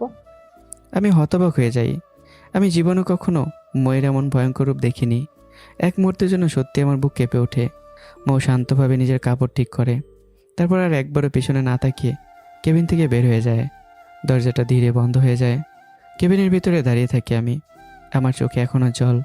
মনে শুধু একটা কথাই ঘুরছে, আমার আমার একটা ছেলে আছে। আমি ধীরে ধীরে চেয়ারে বসে পড়ি। আমার বুকের ভেতর ভয়, বিস্ময় আর অদ্ভুত এক ভালোবাসা একসাথে দোলা দিতে থাকে। মৌ কেবিন থেকে বের হয়ে যাওয়ার পরও কিছুক্ষণ স্তব্ধ হয়ে দাঁড়িয়ে থাকি। আমার বুকের ভিতর ধুকপুকানি এখনও থামেনি। হঠাৎ আমি নিজের বুকে হালকা করে থাপ্পড় মেরে ফিসফিস করে বলি, বাপরে, কি কাজটাই না করলাম আমি। না বুঝে ঘুমন্ত বাঘিনীকে জাগিয়ে দিলাম। এখন আবার বলছে সে নাকি দ্বিতীয় বিয়ে করেনি। তার মানে এখন তো আমার উপর পুরো অধিকার দেখাবে। এখন তো আমাকে জ্বালিয়ে মারবে। নিজের পায়ে নিজে কোড়ার মারলাম আমি। কথাগুলো বলতে বলতে আমি মাথা নাড়ি। অন্যদিকে হাসপাতালের একপাশে চুপ করে বসে আছে মৌ। তার চোখে আগুন, মুখ শক্ত। সে যেন সাপের মতো ফুঁসছে। মনে মনে বলে, আজকের পর যদি দেখি অন্য কোনো মেয়ের সাথে গা ঘেঁষাঘষি করিস, তাহলে খবর আছে। কত বড় সাহস আমার সামনে অন্য নারীর সাথে! না, এখন থেকে নিজের অধিকার নিজেকেই আদায় করে নিতে হবে। ময়ের চোখে তখন অদ্ভুত এক দৃঢ়তা। সন্ধ্যার দিকে আমি বাসায় ফেরার জন্য গাড়ির দিকে যাই। ঠিক তখনই ডক্টর এসে কিছু না বলে এসে গাড়িতে উঠে বসে। আমি একটু অবাক হলেও কিছু বলি না, কিন্তু দূর থেকে এই দৃশ্যটা মৌ দেখে ফেলে। আর তার ভেতরে আবার আগুন জ্বলে ওঠে। এক মুহূর্ত দেরি না করে সেও গাড়িতে উঠে বসে। ডক্টর আয়েশা এটা দেখে একটু বিরক্ত হয়, কারণ আজ সে ভেবেছিল আমার সাথে একান্তে কথা বলবে, বিয়ের কথাটা বলবে। গাড়ি চলতে শুরু করে। কিছুক্ষণ নীরবতা। তারপর আয়েশা ময়ের দিকে তাকিয়ে বলে, মিস মৌ, কেমন যাচ্ছে দিনকাল? কথাটা যেন ময়ের গায়ে আগুন ধরিয়ে দেয়। মৌ মনে মনে বলে, তুই আমার জামাইয়ের সাথে লাইন মারার চেষ্টা করিস আর এখন জিজ্ঞেস করিস দিনকাল কেমন? তবুও মুখে শান্ত গলায় বলে, ডাক্তার আয়েশা, মনটা খুব খারাপ। আয়েশা অবাক হয়ে যায়। কেন, আবার কি হলো? মৌ নিঃশ্বাস ফেলে বলে, আমার স্বামী পরকীয়া করছে। মন চাই যার সাথে পরকীয়া করছে তাকে সহ আমার স্বামীকে গরম সেদ্ধ পানিতে ডুবিয়ে রাখি। কথাটা শুনে আয়েশা একটু মুচকি হাসে। বাহ, তোমার বুদ্ধি তো খুবই ভালো। তারপর আধা মজা আধা সিরিয়াস গলায় বলে, আর এমনিতেই যে ছেলেরা বউ রেখে পরকীয়া করে তাদের ওইটা কেটে দেওয়া উচিত। এই কথা শুনে হঠাৎ আমি কাশতে শুরু করে দিই। কাশতে কাশতে কাশি যেন মাথায় উঠে যায়। আয়েশা তাড়াতাড়ি পানির বোতল এগিয়ে দেয়। এই নিন পানি। পানি খেয়ে বললাম, মিস আয়েশা, আপনাকে যতটা সহজ সরল মনে করেছিলাম আপনি তার চেয়ে অনেক বেশি ভয়ঙ্কর। মৌ তখন শান্ত গলায় বলে, ছেলেদের ওইটা কাটবেন, কিন্তু মেয়েদের কি কাটবেন? কারণ এক হাতে তো তালি বাজে না মিস আয়েশা। আয়েশা একটু ভেবে বলে, এটা ঠিক, কিন্তু মেয়েদের শাস্তি নিয়ে তো তেমন চিন্তা করিনি। মৌ মৃদু হাসে। একটু চিন্তা করবেন আর চিন্তা করে আমাকে জানাবেন। গাড়ির ভিতর অদ্ভুত এক নীরবতা নেমে আসে। কিছুক্ষণ পর গাড়ি এসে থামে ডক্টর আয়েশার বাসার সামনে। দরজা খুলে আয়েশা নামতে নামতে বলে, আচ্ছা, কাল দেখা হবে। তারপর বিদায় জানিয়ে ধীরে ধীরে বাড়ির ভিতর চলে যায়। গাড়ির ভিতর এখন শুধু আমি আর মৌ, আর বাতাসে ভাসছে এক অদ্ভুত অমীমাংসিত উত্তেজনা। গাড়ির ভিতরে তখন নীরবতা। মৌ চোখ লাল করে স্থির দৃষ্টিতে তাকিয়ে আছে আমার দিকে। সেই চোখে এখন এক আগুন, যেন একটু হলেই সব পুড়িয়ে ছাই করে দেবে। আমি সেটা দেখে অস্বস্তিতে পড়ে যাই। আমার বুকটা হঠাৎ ধরপড় করে উঠতে থাকে। তোমরা খান বংশের মেয়েরা কি এমনই ভয়ঙ্কর হও নাকি? মৌ ঠান্ডা কিন্তু কড়া গলায় বলে, তোকে না বলেছি অন্য নারীর থেকে দূরে থাকবি? তুই সেটা না করে আবার ডাক্তার আয়েশাকে কেন গাড়িতে তুললি? আমি কি তাকে ডেকেছি নাকি? সে নিজে থেকে উঠে বসেছে। মৌ তীক্ষ্ণ দৃষ্টিতে তাকিয়ে বলে, না, তোর একটা ব্যবস্থা করতে হবে। কালকে হাসপাতালে আয়, তখন বলবো। এই বলে মৌ দরজা খুলে গাড়ি থেকে নেমে যায়। মৌ নেমে যাওয়ার পর আমি একটা বড় নিঃশ্বাস ফেলি। তারপর নিজের মাথা নাড়িয়ে বলি, উফ, বড় বাচ্চা বাঁচলাম। আমি তো মৌকে আমার হাসপাতালে এনেছিলাম ওকে জেলাসি ফিল করাতে, ওকে কষ্ট দিতে, কিন্তু এখানে তো উল্টো হচ্ছে সব। আমি এখন ওকে ভয় পেতে শুরু করেছি। আমি মাথা চুলকাই। এই মেয়েটা আগের চেয়ে আরও ভয়ঙ্কর হয়ে গেছে। অন্যদিকে মৌ বাসায় ফিরে। আজ তার মুখে এক অদ্ভুত শান্তির হাসি। ঘরে ঢুকেই সে ছোট্ট আরিয়ানকে কোলে তুলে নেয়, ভালোবাসায় জড়িয়ে ধরে, তার গালে চুমু খায়। এই দৃশ্য দেখে খালা অবাক হয়ে বলে, কিরে, আজ তোকে খুব খুশি লাগছে, কারণ কি? মৌ হালকা হাসে। খালা, নিজের অধিকারটা আদায় করতে পারছি। এখন থেকে নিজের অধিকার নিজেকেই আদায় করে নিতে হবে। খালা মাথা নেড়ে বলে, ভালো কথা। আর একটা কাজ কর, বাচ্চাটাকে যেন তার বাবার ভালোবাসা পায় সেই ব্যবস্থা কর। মৌ একটু চুপ থেকে বলে, তারপর ধীরে বলে, চেষ্টা করব খালা, তুমি শুধু দোয়া করো। ঠিক তখনই মৌয়ের ফোন বেজে ওঠে। স্ক্রিনে ভেসে ওঠে নাম কোহিনূর। মৌ ফোন রিসিভ করে হাসি মুখে বলে, হ্যাঁ বান্ধবী, বল, কেমন আছিস? ওপাশ থেকে কোহিনূর বলে, আমি তো ভালো আছি, কিন্তু তোর গলা শুনে মনে হচ্ছে তুই খুব খুশি। মৌ একটু লজ্জা মেশানো গলায় বলে, ইমরানকে পেয়েছি, কিন্তু এখনো রাগ আর অভিমান করে আছে। কোহিনূর হাসতে হাসতে বলে, এটা তো স্বাভাবিক। তুই আস্তে আস্তে তার রাগ ভাঙিয়ে নে। তারপর দুজনে একটা ভালো চাকরি নিবি, ছোট একটা বাসা নিয়ে নতুন করে সংসার শুরু করবি। মৌ একটু থেমেই বলে, তুই জানিস ইমরান এখন সিলেটের নামকরা MBBS ডাক্তার। খুলনা, বরিশাল, রাজশাহী আর চট্টগ্রাম মিলিয়ে 5টা হাসপাতাল আছে ওর। এই কথা শুনে কোহিনূর অবাক হয়ে যায়। কি বলিস, এত কিছু কিভাবে? ইমরান ভাই তো পড়াশোনা জানতো না, তাহলে ডক্টর হলো কিভাবে? মৌ দীর্ঘ শ্বাস ফেলে বলে, ও সব কিছু গোপন রেখেছিল। তারপর মৌ ধীরে ধীরে সব ঘটনা খুলে বলে। দুজনে কিছুক্ষণ গল্প করে, তারপর খোঁজখবর নিয়ে ফোন রেখে দেয়। অনেকদিন পর সেদিন রাতে মৌ শান্তিতে একটু ঘুম দেয়। তার বুকের ভেতরটা যেন একটু হালকা লাগে। পরদিন সকালে ফ্রেশ হয়ে আবার হাসপাতালে যাওয়ার জন্য বের হয়। হাসপাতালের গেটের সামনে এসে দাঁড়াতেই একটা গাড়ি এসে থামে। গাড়ি থেকে একসাথে নামছি আমি আর ডক্টর আয়েশা। দৃশ্যটা দেখে মৌয়ের মুখের হাসি মিলিয়ে যায়। তার চোখ আবারও লাল হয়ে ওঠে। সেই স্থির দৃষ্টিতে তাকিয়ে থাকে আমার দিকে। আর দূর থেকেই সেটা দেখে আমার বুক আবারও ধড়ফড় করতে শুরু করে, কারণ আমি ভালো করেই জানি আজ আবারও ঝড় উঠতে যাচ্ছে। হাসপাতালের গেটে দাঁড়িয়ে আমি দূর থেকে মৌকে দেখে মনে মনে বিড়বিড় করি, যেখানে বাঘের ভয় সেখানে রাত হয়। মৌ একবারও পেছনে না তাকিয়ে হনন করে সিঁড়ি বেয়ে উপরে উঠে যায়। আমিও ধীরে ধীরে নিজের কেবিনে ঢুকি, কিন্তু আমি ঠিকমতো বসার আগেই দরজা বন্ধ হওয়ার আওয়াজ। মৌ কেবিনে ঢুকে দরজাটা ভেতর থেকে লক করে দেয়। আমি কিছু বুঝে ওঠার আগেই মৌ আমার শার্টের কলার ধরে টেনে নেয়। চোখ দুটো লাল আগুনের মতো। তোকে কি বলেছিলাম? তারপরও ডাক্তার আয়েশাকে নিয়ে গাড়িতে এলি কেন? সকালে বাসা থেকে বেরোতে দেখি সে দাঁড়িয়ে আছে, তখন কি করব বলো? মৌ চোখ কুঁচকে বলে, না, এভাবে হবে না, আমার একটা ব্যবস্থা করতে হবে, আর ওই বেচারা আয়েশারও। কথাটা বলেই মৌ কলার ছেড়ে দেয়। তারপর ঘুরে দাঁড়িয়ে কেবিন থেকে বের হয়ে যায়। মৌ চলে যাওয়ার পর আমি চেয়ারটায় বসে পড়ি। মাথা চুলকেই বলি, আমি কি খাল কেটে কমিয়ে নিয়ে এলাম নাকি? কিছুই তো বুঝতে পারছি না। তারপর হঠাৎ আমার মুখটা নরম হয়ে আসে। মনে মনে ভাবি, না, আমার ছেলেটাকে দেখতেই হবে। মৌয়ের সাথে সম্পর্ক যেমনই হোক, সন্তান তো আমারই। সেদিন সন্ধ্যা হয়ে যায়। আমি প্রায় সারাদিন কেবিন থেকে বেরই হই না।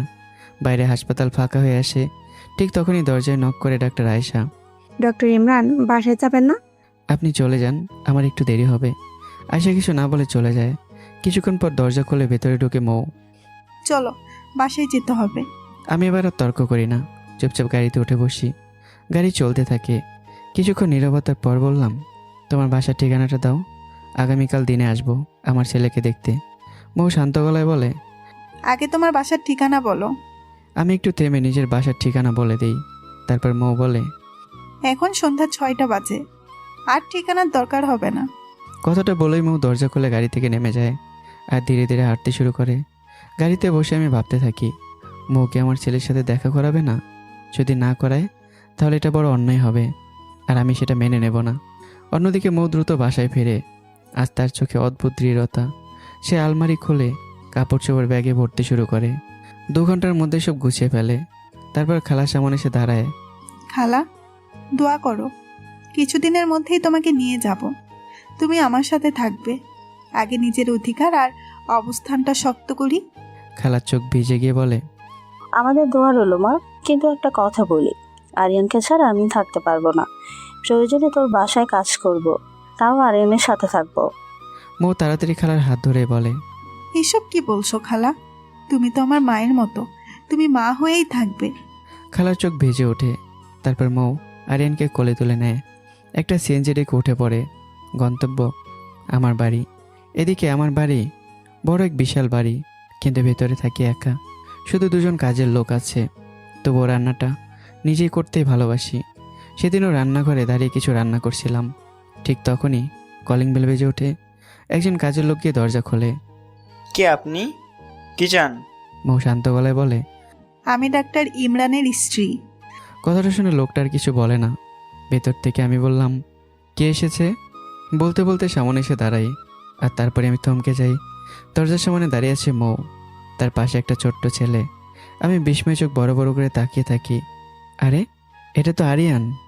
আঙ্কেল, তুমি এখানে? এটা তোমার বাতা? এটা আমারই বাসা। মৌ ততক্ষণে গম্ভীর মুখে দাঁড়িয়ে আছে। সে কাজের লোককে বলে, তোমার স্যারের রুম কোনটা? লোকটা চুপচাপ আমার রুম দেখিয়ে দেয়। মৌ আর কিছু না বলে নিজের ব্যাগটা নিয়ে সোজা সেই রুমে ঢুকে যায়। এদিকে আমি আরিয়ানকে কোলে নিয়ে আদর করছি। ছেলেটাকে বুকে জড়িয়ে ধরে আমি যেন সব ভুলে গেছি, এমনকি এই কথাটাও যে আরিয়ান এসেছে মৌয়ের সাথে। হঠাৎ আরিয়ান বলে, আঙ্কেল, আম্মু বলতে এটা আমার আব্বুল ব্যথা। কথাটা শুনে আমি যেন পাথর হয়ে যাই। আমার বুকের ভিতর কেমন যেন কেঁপে ওঠে। মনে মনে বলি, তার মানে আরিয়ান আমার ছেলে?